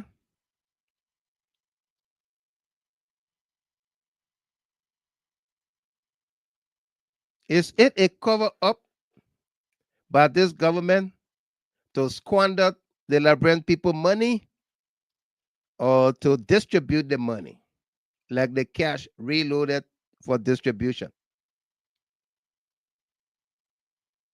Eh?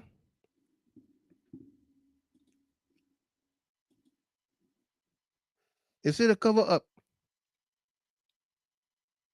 But don't take my word for it. The heat is on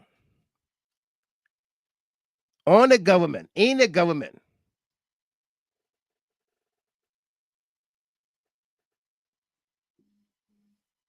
The pressure is on from the U.S. government as sanctions loom over this government. Several officials are feared on the sanction list. The pressure is on, the heat is on.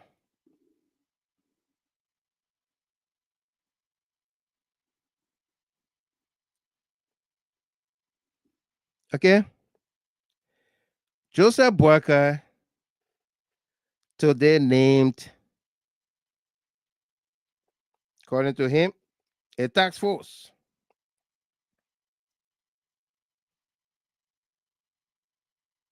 A task force in response. Yeah. Zedia King Zedia. Yeah, Patrick Samula, I got you.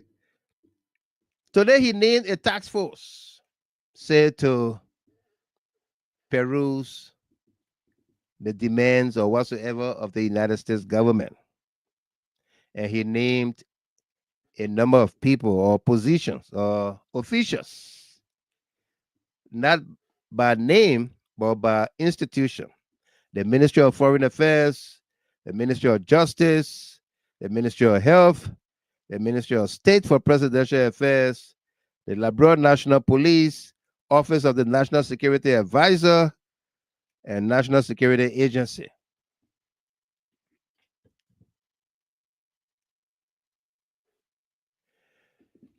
Okay? Did you get the list? Ministry of Foreign Affairs, Ministry of Justice, Ministry of Health, Ministry of State for Presidential Affairs, Liberia National Police, Office of the National Security Advisor, that's Samuel Kofi Owusu Woods, National Security Agency.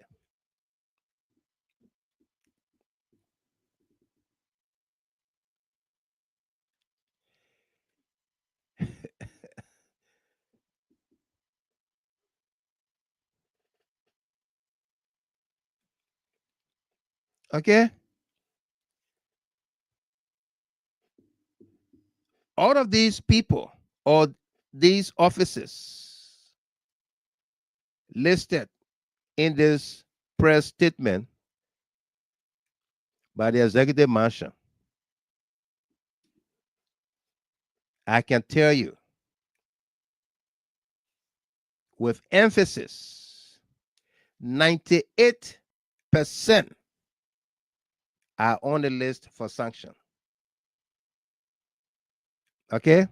And what prompted this action by Joseph Human Boakai is the fact that there is a fact-finding team, a sanction fact-finding team of investigators in Liberia as we speak.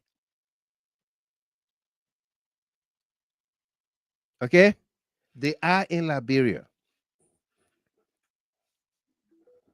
for the obvious reasons. Why shouldn't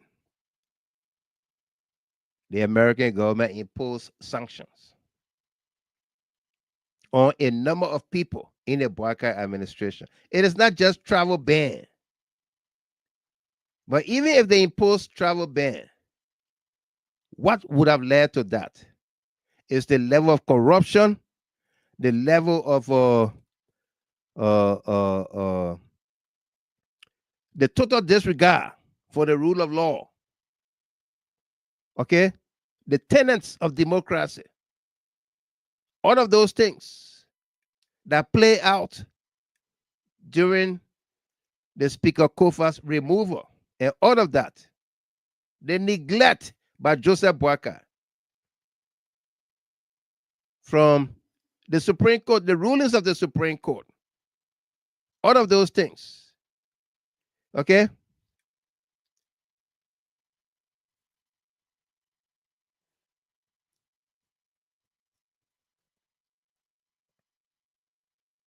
Okay?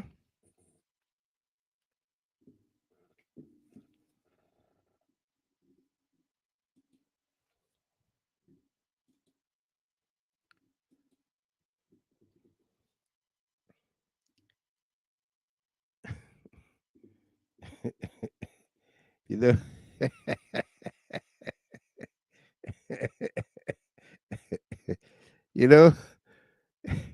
you know, Duba Hill, directed this are you. Victoria Hammer what?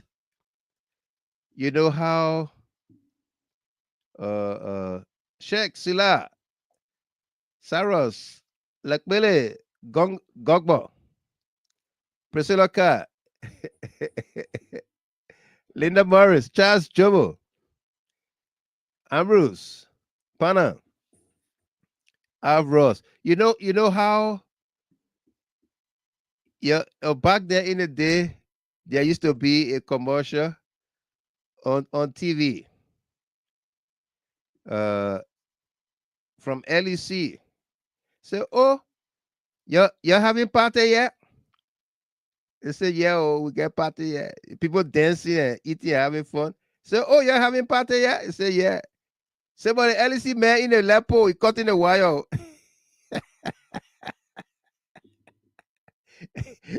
Now, what I'm doing to some folks on here tonight, they come on the platform and not following the conversation, they begin to make some silly remarks, comments, and what have you.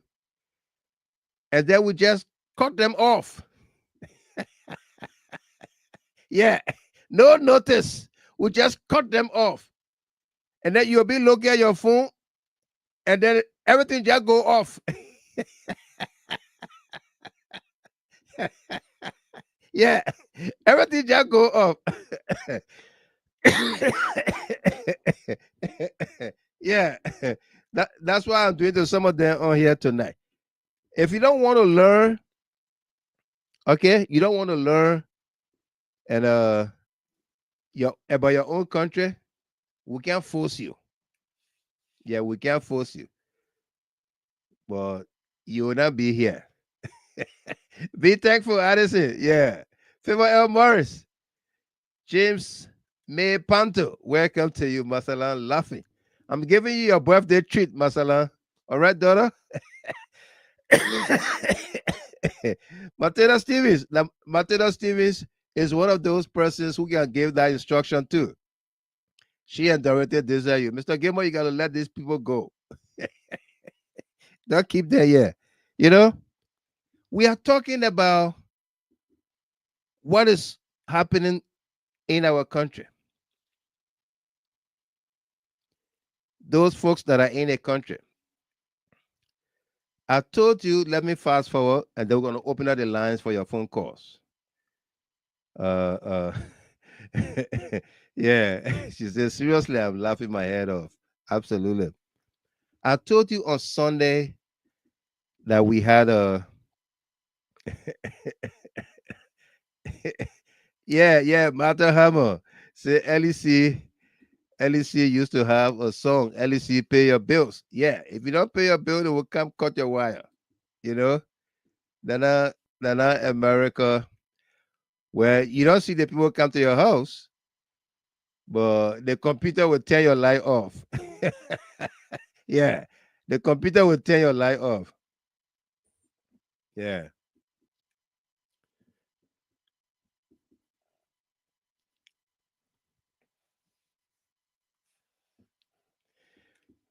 Okay. I told you on Sunday that we were working on a big development for all of us here. And I was going to report to you on Tuesday, which was yesterday or today, Wednesday. Yeah. I can say to you that rest assured, I want to give you the assurance about whatever we are doing, be it our investigative analysis or what have you, with this case, Speaker Koffa case, Speaker Koffa and the rest of the guys, Dixon Sibo, Abu Kamara, Jacob Debbie. Yeah.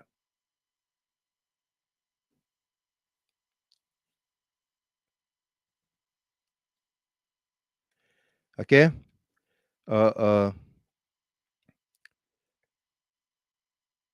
Based on what we now know, what we've put in, where we are, what is to come. You see,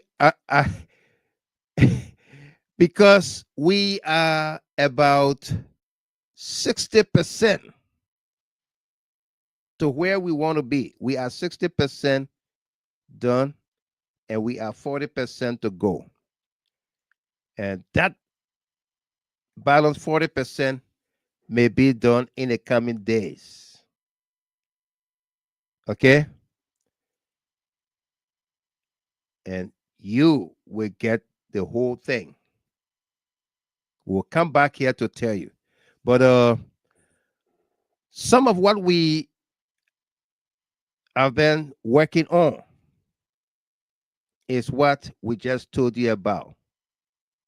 The sanctions. The team that is in Liberia. And what we are doing here to ensure that our country, Liberia, does not degenerate into the dark days. Okay? So, yeah, Gatti, we will not say it until we got it down pack and everything is together. Absolutely. Sam Ricks said still putting stuff together. Absolutely. Yeah. Gatti, welcome to you. Patrick Samula. Yeah. Okay. So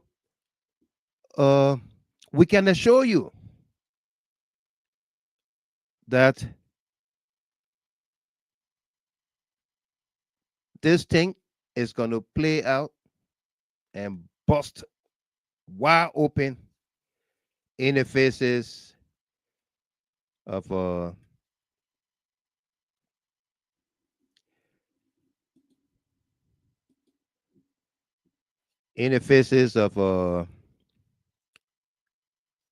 people in government. Okay. I saw that Joseph Boyka press release today and I laugh. Some of you that are in the Concerned Liberian Network chat room, you saw what I stated in there. Okay? Yeah. And I've been getting calls, Mr. Gilmore, don't keep this news. Don't let somebody tell it before you. Nobody knows what we're working on. Nobody knows what we're talking about. That's the good thing about it. All right? You can listen to all the networks. We might be talking about the same thing, but the time we put into our investigation the analysis we bring up for you are quite different from everybody else. Right? Yeah. So this podcast is solely for teaching. Lamaga, welcome. Say my birthday is Monday, yeah. Okay, I hear you. Happy pre-birthday to you, Lamaga. Okay? This platform is solely for teachings, for decision making. We bring you the information, you analyze it, you digest it, and you decide for yourself. Okay? That's what we do here. Whether we even have a guest, we make the guest to teach. We ask the questions that provide information for decision making.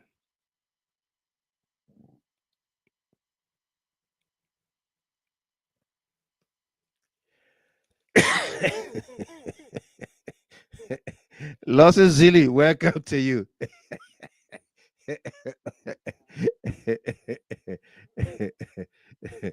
Okay, yeah, all right. So we are excited. We are excited about what we are saying to you, but we just want to be a little bit cautious and reserved about that information until we are at 100%. Yeah. All right. I thought we would have concluded yesterday or today. We had 2 meetings. Let's say 2.5 meetings. We had one yesterday, and then late in the evening when I came home and thought we would have had a show, I saw myself in another meeting. Yeah. And when I got out of there, I was tired. I couldn't do the show. I didn't even inform you. But I knew we were doing this show today, so I kept it. But we had another meeting today, and it was very, very rewarding. Very, very rewarding. So just stay put. When the time comes, we'll let you know. But other things that are happening around what we are working on for you, like the press release by the executive marshal, it became public, so we can talk about it. All right, we can tell you that indeed there are sanctions investigators, okay, that are in Monrovia. Today, right now, as I speak to you, they are there for the next 2-3 days. All right. You know, we used to listen to the costars and the opposition telling us during the days of George Weah as president, sanction coming, sanction coming.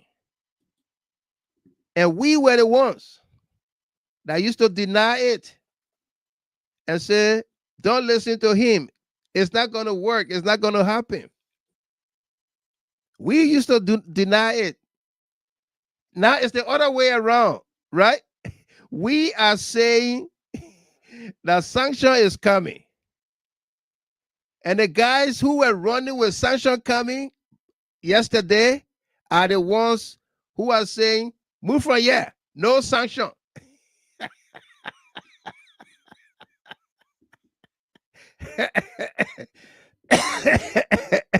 Right? Masala, Mas, SP, Jerry Akwe.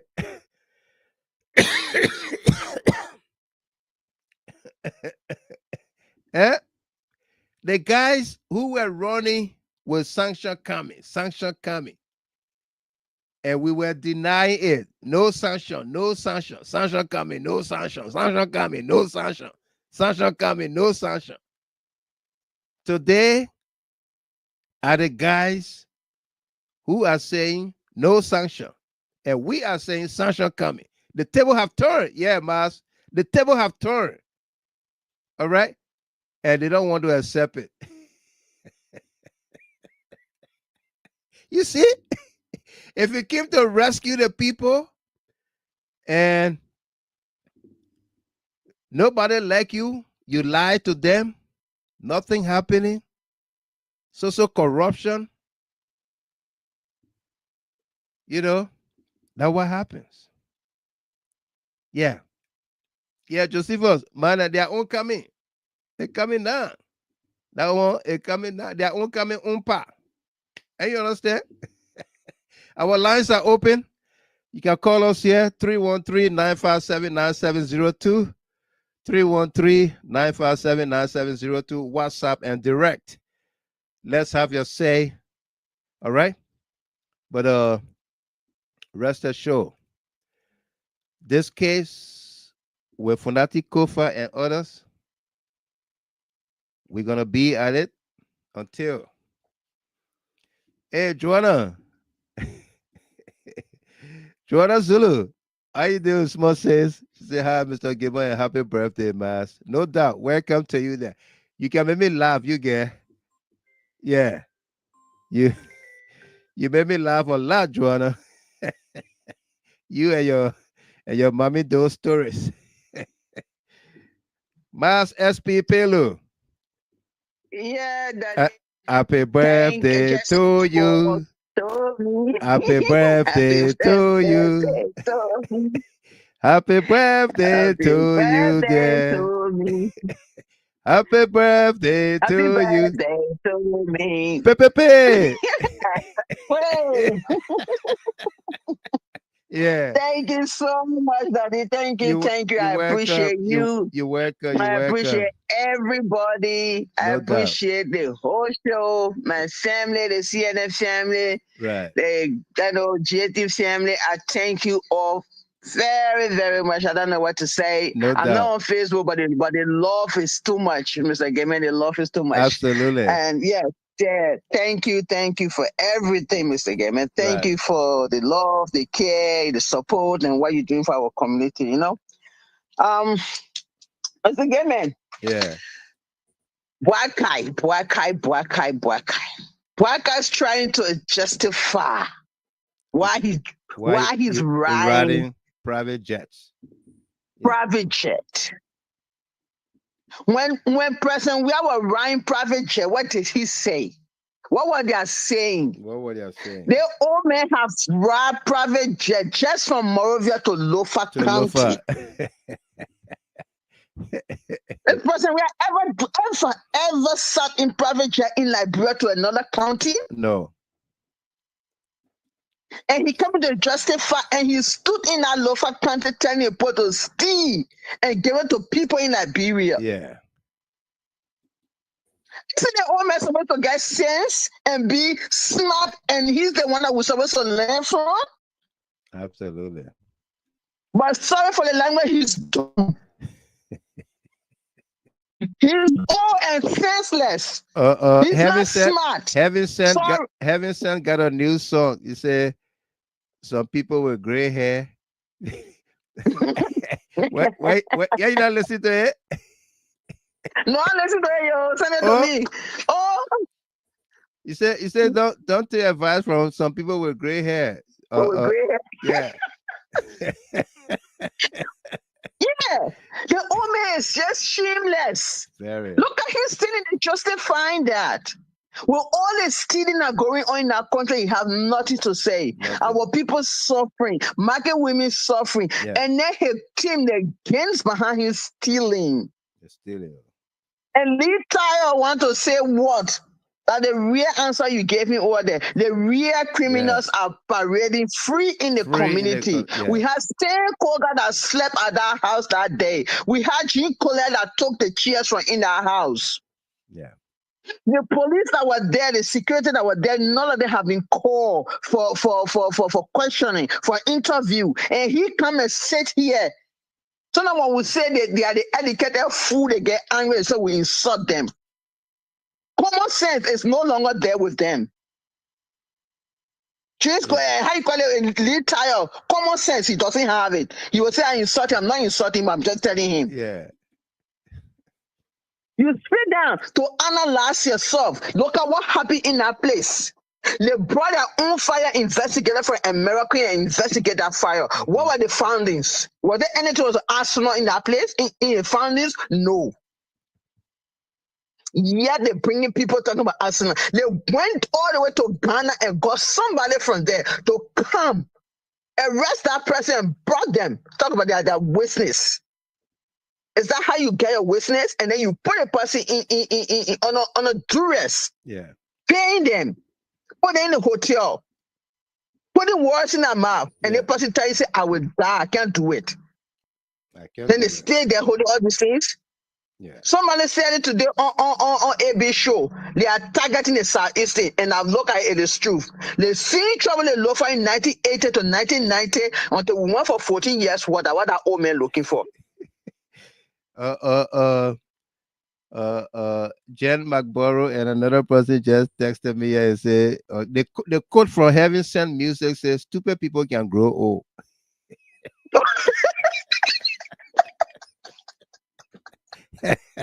Well, I do. Yeah. Stupid people can grow old. Not every gray hair man will hear your secret. Henry Dubois Hill. That's another one he said, Heaven Sent. Not every gray hair man will hear your secret, because some gray, some of those gray hair are wicked. I need that song. Mr. Give me, please send it to me. I need it. I need to play it. Seriously. Right. To be frank, the thing are going like, even though I'm not on Facebook, I watch most of this thing on YouTube. Right. And then when you send some of the things I in the chat with, if I click on it, I can still see it. But even though I'm not on Facebook, I can watch the news. I can see them. In on the WhatsApp, I can click it. I click it. They can allow me to see and watch it, but I can't comment to all these things. It's just so crazy in our country. They may have just make fear in everybody in that place. The peaceful country they may present. We are brought for all. They may have put fear in us. People are scary. No food. They're going around threatening people, going to keep doing secret killings. Yep. 3% we are trying to taking ballet from place, putting it down there. But this and the other ballet is physical. We're seeing it. The people coming asking for their bodies. Yeah. Where in James Samuel Goodday Flomo was a day by the final. He was a day by the final. Yeah. Today he's sitting down there. Today he no longer beyond standard Witherspoon. He beyond that Rachel Kun. He beyond Rachel Kun paying him today. He doing all Bridget Rachel Kun dead away. And then they having the vice president sitting down in China there. Don't they have a procurement officer in Liberia so to do all these things? What the vice president got to do with going buy machines or going to buy planning for the country? I think they have somebody else to do the other job, Mr. Gimmy. Gibson Mamadi Kamara said, don't waste your time celebrating your birthdays on those good for nothing educated people. Calm down. Thank you. Happy blessed birthday. So go enjoy your birthday, okay? I'll tell you, man, they give us hard time, Mr. Gayman. I want people out there suffering, no school fees. Every day you get up somebody and say, please help me. Please help me. Yeah. The hospitals, the dialysis machine person, we are care what they're not damaged or nothing over there. Yeah.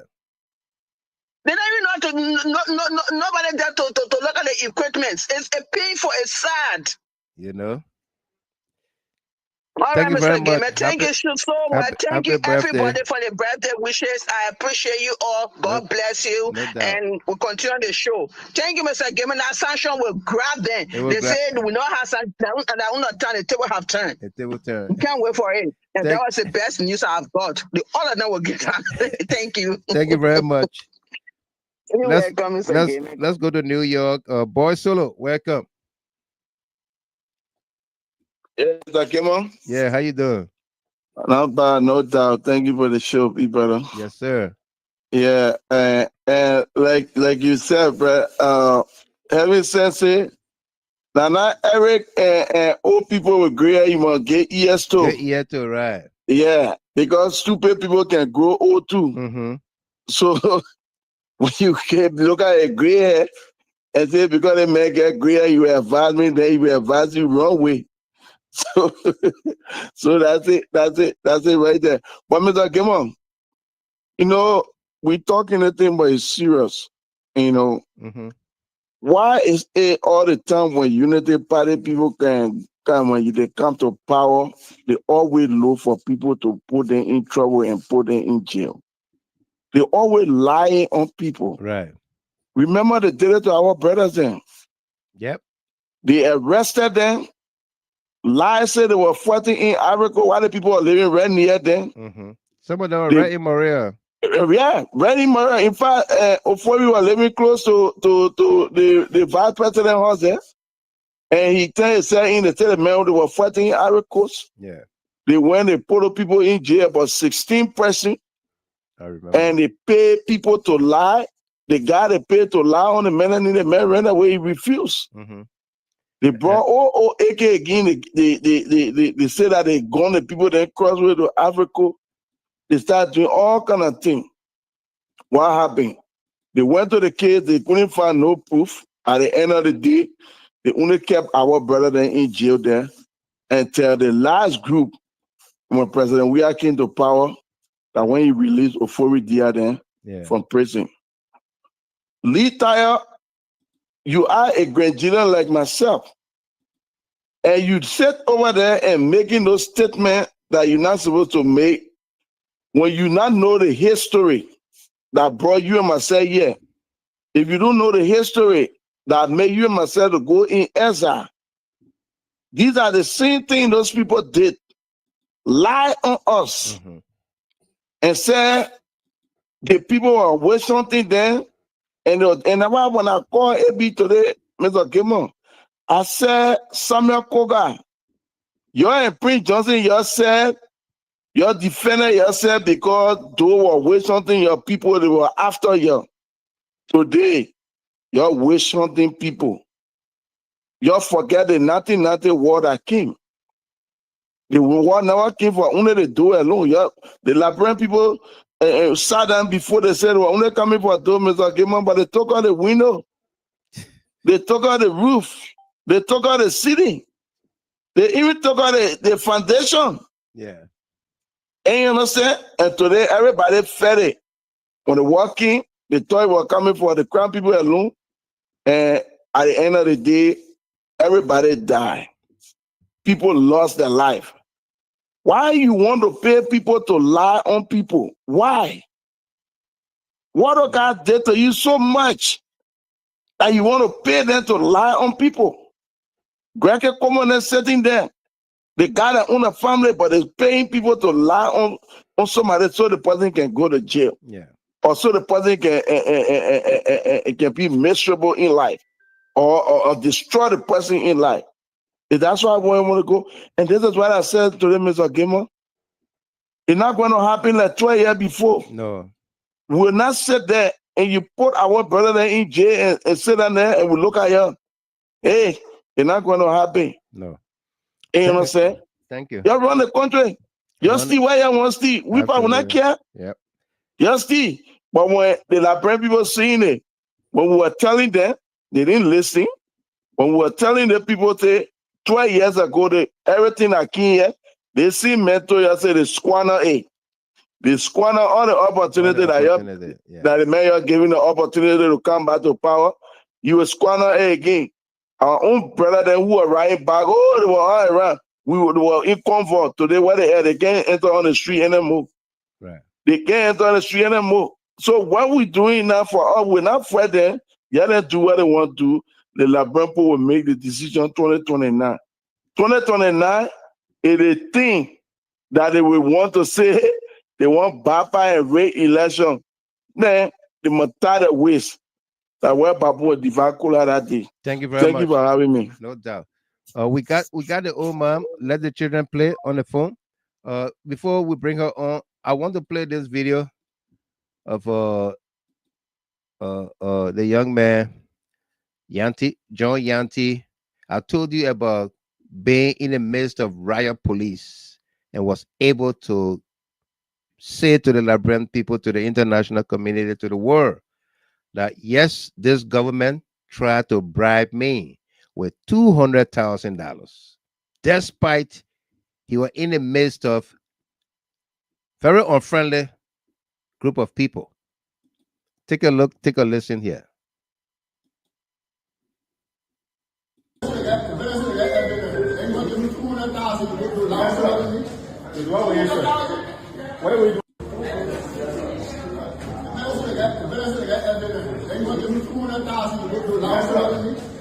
we doing?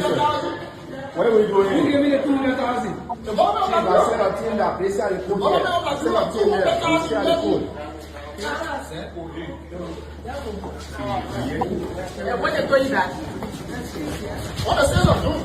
The sales of them are being the contract. What's the EQ on that money? The lie. Oh, who? What are we doing? Who gave me the 200,000? The government. I said a team that basically put here. I said a team there. Basically put. When they told you that? What the sales of doing? The sales of them are being the contract. What's the EQ on that money? The lie. Oh, who? That's the lie. You want to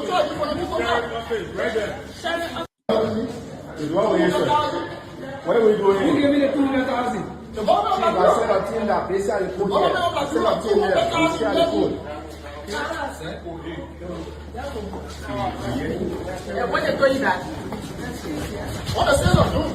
The sales of them are being the contract. What's the EQ on that money? The lie. Oh, who? That's the lie. You want to Oh man, let the children play. Yeah, Mr. Gamer. Welcome. Hello. Hello, welcome, big sister. How you doing? Oh, we thank God for life. Right. Thank God. Hello, everybody. Thank you, Mr. Gamer. Yeah, you're welcome. Thanks to every one of us, all of us. And we thank God that we stay alive. We thank God. Absolutely. Yeah. You know, that thing where we the Liberian people would have said, where be to now our English man. And I can't on to that. Yeah, No. the border speaks so tense someone else or not one. No, they break it down small for us. It can be easier without game on. No. Yeah. Now the both men there so the ball let them. Tamasa will fill in for him. Tamasa there to there? Yeah, Tamasa, yeah. That one then, that the gentleman there, that the diplomat there. A small thing. But we tell God, thank you for life. Right. For all of us. And the second thing, we must pray for long life for 1990. That's what we need. All the talking, we must pray for long life. Yeah. So God can carry us to 1990. 2029. 2029. Right. You know, Mr. Gaemon, the age coming to now, my birthday around the corner, I'll soon be 73 years. July 24, by God's grace. I pray for long life. Absolutely. And I thank God for strength. Yep. You see, the people, our people, we ourselves, we Liberians ourselves, including me, we the kind of people, I don't know what kind of people, we don't lie and we're quick to forget good. Liberians can forget good. And Liberian sell from time to time, Liberian. Especially with the common people, we bring ourselves down for chap business. That what Bele make you see the country leader, the beg or rest business. Somebody do you all kind of way, then they give you rest, then you go, you fold the person. Yeah. When God gave our good leader, then we go, we sell, we go, we betray our leader, then for rest. That what problem in the country, in Liberia. Yeah. All day we betraying good leaders then. We have our good leader go for a job, we are. Making a country, there was light coming over the nation. You could see everybody anxious going home. Countless days, you see the 26 people flying. One time they had charter flight, December, they going home. The parks then were bright. The people maintaining. Go see the park there, all the wire there, everything. So hold there now, the rock is falling. Yeah. Go see the park. The children are not playing anymore. No. The children are dying. Every day you look, you see them in the grass. Somebody now fall down and die. The children are dying. They're not in school. They're not playing anymore. They used to do their roller skating game, their dancing competition, their football, their basketball, their ping pong ball, all kinds of things. And the country was picking up. But see where we have found ourselves. There are people wrapping babies, they all with their navel string in plastic bag and refusing their born children. Yeah. You don't know what that child will be. That's the hardship. Hard People time. scared they born a woman will born a baby and go take the baby in a plastic bag because God had purpose for that baby. That's why that baby did not suffocate in that bag. Yeah. Because that plastic bag could have killed that baby. But because of the hands of God on that baby, and that baby came in his way for a purpose, they got a purpose. That's why they live in. Yeah. Yeah. That one baby, they just carry it all around because that's a special child there. You understand me? Yeah. Why you say you got evidence on it? They we can't see the evidence. You can't see the evidence. You carry the person, you carry in the person, you carry on the ground for snake to eat them. You catch the other person, you flat when they run away from the country, you follow them, you bring them, you put them in hotel. They've been feeding the ball. You not see how the ball body, Johnny? Yeah. I saw the ball said today, say I was not expecting to look like that. The ball looking clean. It's clean. And then because they've been feeding him, they get him good food, breakfast. Breakfast, dinner, lunch, and dinner, supper as well. And then you don't see the ball, the ball and then some good Hennessy. Yeah. Some good liquor to go. He drinking wine and tea. They've been treating him nice. Because they wanted him to lie. Then they offer him that money. And that child refused it. It tell you. You see what loyalty? They will not do that, boy. God got his life. Because that anything Mr. Gimon, they would have killed that boy. We know nothing about Absolutely. it. They brought him but God said, I will keep him to God use that boy to expose these people. Yeah. It's a disgrace for them. Then the other man again, that video where you played, Mr. Gimon, where the chief security who have been there 6 years in the Senate, the security man, he said the police were patrolling and the police saw the fire. Yeah. It was around 4 or 5. Yeah. Where is the security were patrolling? Yeah. Some of them were all underneath the steps. Policemen, I want the people go upstairs. The whole place, people were all over there. It was daylight because you saw us. It was daylight. It was daylight. Yeah. By that time, what he need what is speaker need the first speaker Rachel Kuhn was showing pictures also with all of them. The focus was in that phone. Where were they looking at? What a man who said that the security was patrolling, they called him man. Yeah, the ball there again and they're not bringing the ball. Fat is shining. He stood in a court there and he said, no, that lie. They lie on me. Then the sister there even recorded some conversation that they had with the people. They didn't know that the sisters then were recording. Then they got a $2,000 where they gave them. And the people, they going all around, they're running behind some Eastern people. They're starting again. They're starting again. Right. Then they were talking about sanctions. Why you are sitting there? You are sitting myself and Tumu was supposed to have makeup competition because that 3 of us can make up. What kind of competition? Makeup competition. You did it again. You did it again. Yes, they did it again. Who did it? Only they kept making or the children just rubbing the face powder on baby pancake. They all did it, only they making or myself come here, I will soon start making or again. Then we got to call Yasini all to have the competition here. Because the sanction will come that when we always make up again. Dr. Elizabeth again, where you at? You did it again. We did it again. Yeah, Mr. Gamer. I've been listening to that little boy song. He said, oh, people what got gray hair, don't tell them your secrets. The little boy song in place. I've been watching. You must play it, Mr. Gamer. It's funny and it's sorry for. Absolutely. I know how God get that little boy wisdom. Small baby boy that I thinking that kind of song. You understand me? Right. The people ain't got nothing. They don't have anything for our country, but our people, Liberian, they're people who can lie to them. They don't like sincere people. Right. And we're not loyal people. That's why we're not blessed. They one country, how many times we give it to foreigners? How many times? How many times we give Sierra Leone people our country? Well, that year, Liberia man was president in any African country.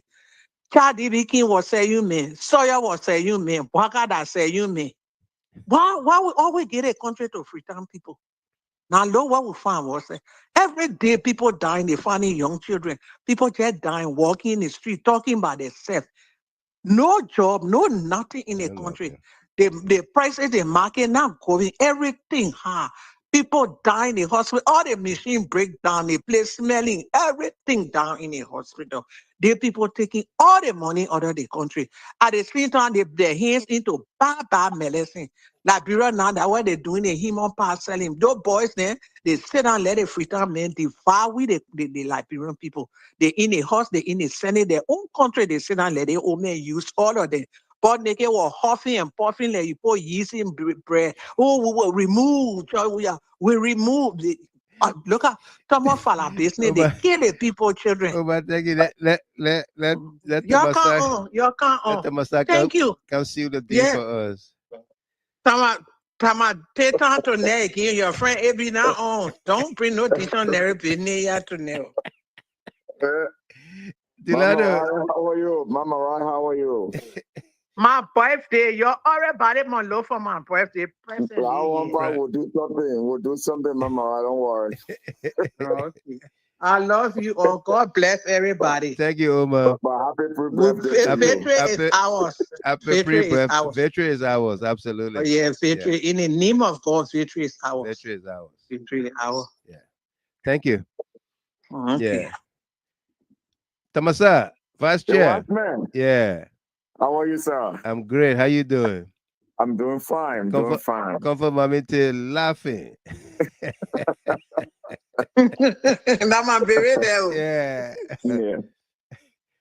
Take it away, Tamasa. Let's get. The Watchman's good. Yeah, you can't be taking it away again today. You will leave it there. Yeah, the over. Say you come and take it again today. Take it away. You come and leave it there. No, I'm not leaving right there. No, the one part will take it. Mama, the one part will handle it. Will take it. Right. But quickly, let me just say hello to my SP Pillow, who's now celebrating her birthday. Right. Just to wish her, I want to wish her happy birthday. We pray that God continue to bless her, give her the strength, the energy. She just came on the show with, I just want for her to continue with that energy and firing back to back. Right. But my SP Pillow, from the vice chair of the Concerned Liberian Network, we want to wish you happy birthday to you, my dear sister. Absolutely. We wish you well. We wish you God guidance. May God continue to give you strength as we sojourn. Right. Thank you so much for coming up this evening or tonight. So, Mr. Gilman, the wise man, whenever processes are not known, whenever processes are not followed, abuse is possible. Mm-hmm. And that is what we are going through today. Right. Mr. Blanca and his administration continue to weaponize the justice system, and they continue to abuse our people. Right. The issue about this whole case, Mr. Gilman, you analyze the whole situation. There are peoples of interest that they refuse to call in. You know, and I know. In fact, you identify when the chairperson of that renegade group, that majority renegade group, that Janjaweed group, Kogar, the night of that incident, before Kogar was at the capital. He was. You were the person said discover that particular situation and able to identify the particular place he was. The digging deeper department, don't forget to lead that department out. And more especially when the triple D department, highlight you, and then before now it blew up now, and everybody now continue not to follow. Right. But no, Mr. Gilman, how can this happen, right? When the fire was going on, when the building got to fire, Mo Ali was driving. Yeah. But he was able to identify the exact place the fire was. Yes. How can that be? How? To the extent that going forward, even Kolleh, the chairs for the speaker and the deputy speaker, only for us to understand that that particular evening, that the two chairs were removed. And he said that he sensed danger. Yeah. He sensed trouble. We need further investigation into that. Why he can be called when you're untaped. That's what I'm saying, Right. Mr. Gilmore. When processes are not known, abuse is imminent. Abuse is imminent. And that's why they just shift the whole thing on the speaker and the integrity lawmakers. This case, there's nothing in this case, Mr. Gilmore. Absolutely nothing. The position statement, the policy statement the president made on that particular day is why the guys are going after. Mm-hmm. They want to justify that statement. That it is true, indeed, that there were hooligans, there were people that they are targeting were the cause of this particular incident. But those hooligans are the people he worked with or is working with. Yeah, those are the hooligans. How can Yanti be brought into the country? Yeah, and mind you, the suspect and you raised this issue last week. Last week we said that Yanti was in the country. Yeah, since the 6th of June. Only today they could see Yanti coming, parading him to the courts. Yeah. And with all the police around him, he was still able to say. Still there. He stood his ground. Yeah. And he continued to inform the Liberian people what was going on behind the scene. Right. But how do you take a suspect to a hotel? And then you sent a whole lot of emissaries, including former ambassador, including former IG, to go talk to him. Yes. Yeah. How can you extradite a suspect? The person was taken directly to custody, but then you put the person in a luxury hotel. He eats and the person eating chicken. Eating caviar, dining, and dining. The making, I just feel that the making from somewhere different. Yeah. You see how Brother Yanti, very fat, shining, and what is going on? You know? Why the guys want to destroy the country only to indict Speaker Koffa and the rest of the three? That's it. That's it. But this case, there's nothing there, Mr. Gilmore. We'll continue to follow it. There's no there. Nothing. The American people say. I just listen. You played the interview. Part of the interview of the president is shameful. Very. It is very shameful and disgraceful. There is a president and his political parties demonized, castigated the former president and the former administration for private jets. And mind you, when the former president was riding private jet, there were dividends that came from that private jet. Thank you. Then he's talking about when it is necessary. Why make it necessary? For almost 2 years, you ride private jet. Yeah. What is necessary? What a necessity of that? Why have you brought in? Right. We talk about the Emerald Hospital today in Bapuru, the forest. Yeah. The bottom part of our forest. It was because of the private jet. The private jet. Substance came from that. It is disclosure, Mr. Gilmore. Absolutely. But there is all in all for the Liberian people to see. 2029 is coming. As our young brother said, he said, look, man, you stupid people can get old. So it's not all person that is old with gray hair that you should go and take instruction from. Because once a person was stupid from birth and they get 80 or 90, their stupidity is still there. It's still there. So be mindful, be discerning to understand the kind of old person you can go to. The old person with track record, the old person with credibility, the old person that you can see their afterward, their aftermath, and then before you determine where to go.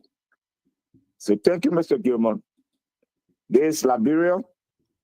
This is what we have. Let us continue to talk. 2029 is coming. Absolutely.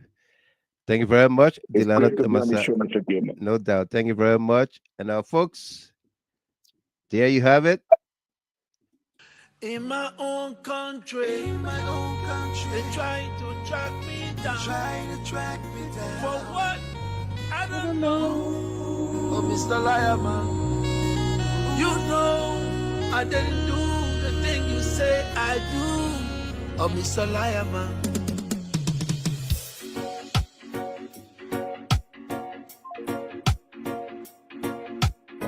Joe Rastafari. King Selassie. Big up, oh, Mr. Liar Man. Oh, Mr. Liar Man. Oh, Mr. Liar Man. Oh, Mr. Liar Man. You know I didn't do the thing you say I do. Oh, Mr. Liar Man. Oh, Liar Man, you know. Liar Man, you know, I didn't do the things. Oh, Mr. Liar Man. I didn't do those things. I'm Mr. Liar Man. Mr. Liar Man. Rastafari knows. I didn't do. I'm Mr. Liar Man. You know, you know, you know, you know. A liar man. A liar man. A liar man. Liar man. I'm Mr. Liar Man. You know I didn't do the things you say I do. Oh, Mr. Liar Man. Rastafari. Well, folks, that does it for us here tonight. Thank you very much for being there, being part of the conversation, being part of the show here tonight. Thanks to all of you that distributed the videos, and of course, like the page, follow the page. We say thanks to our callers as well for your contribution. Our senior analyst, Delano Tamasa. Of course, our cover photo tonight, my own lovely daughter, Masalam, Mars SP Pelu, there in Australia. Happy birthday to you. And for all of you celebrating your birthdays, anniversaries, and special milestones tonight, we say congratulations to you as well. Hey, Mr. Liar Man. You know I didn't do the thing you say I do. Mr. Liar Man. Jano. Rastafari no. Liar Man. I didn't do it. Liar Man. Let Jaja judge you. Liar Man. I didn't do it. Tomorrow is a holiday here in the States, Juneteenth. And so we're going to endeavor to bring you another edition of the show. I'm already getting text message from Monique Walker. Mr. Gilmore, make sure you got to do a show tomorrow, okay? I will, certainly, Mo. Get away because me never love you.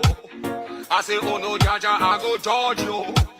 How you a liar man, wicked man, bad man, foolish man. Liar Man. And Beatrice Joe, thank you very much. Thanks for being here tonight as well. That's Beatrice Joe.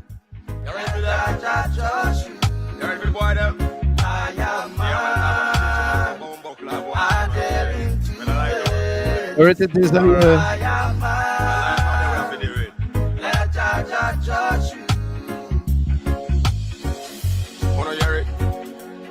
Don't ever follow back on Mr. Liar Man then. Because the name says already, you know. You see me? Listen to me. Mr. Liar Man. Mr. Liar Man. Wicked man. Bad man. Foolish man. man. You see me? Listen to me. Fire upon Mr. Wicked Man then. Fire! Mr. Liar Man.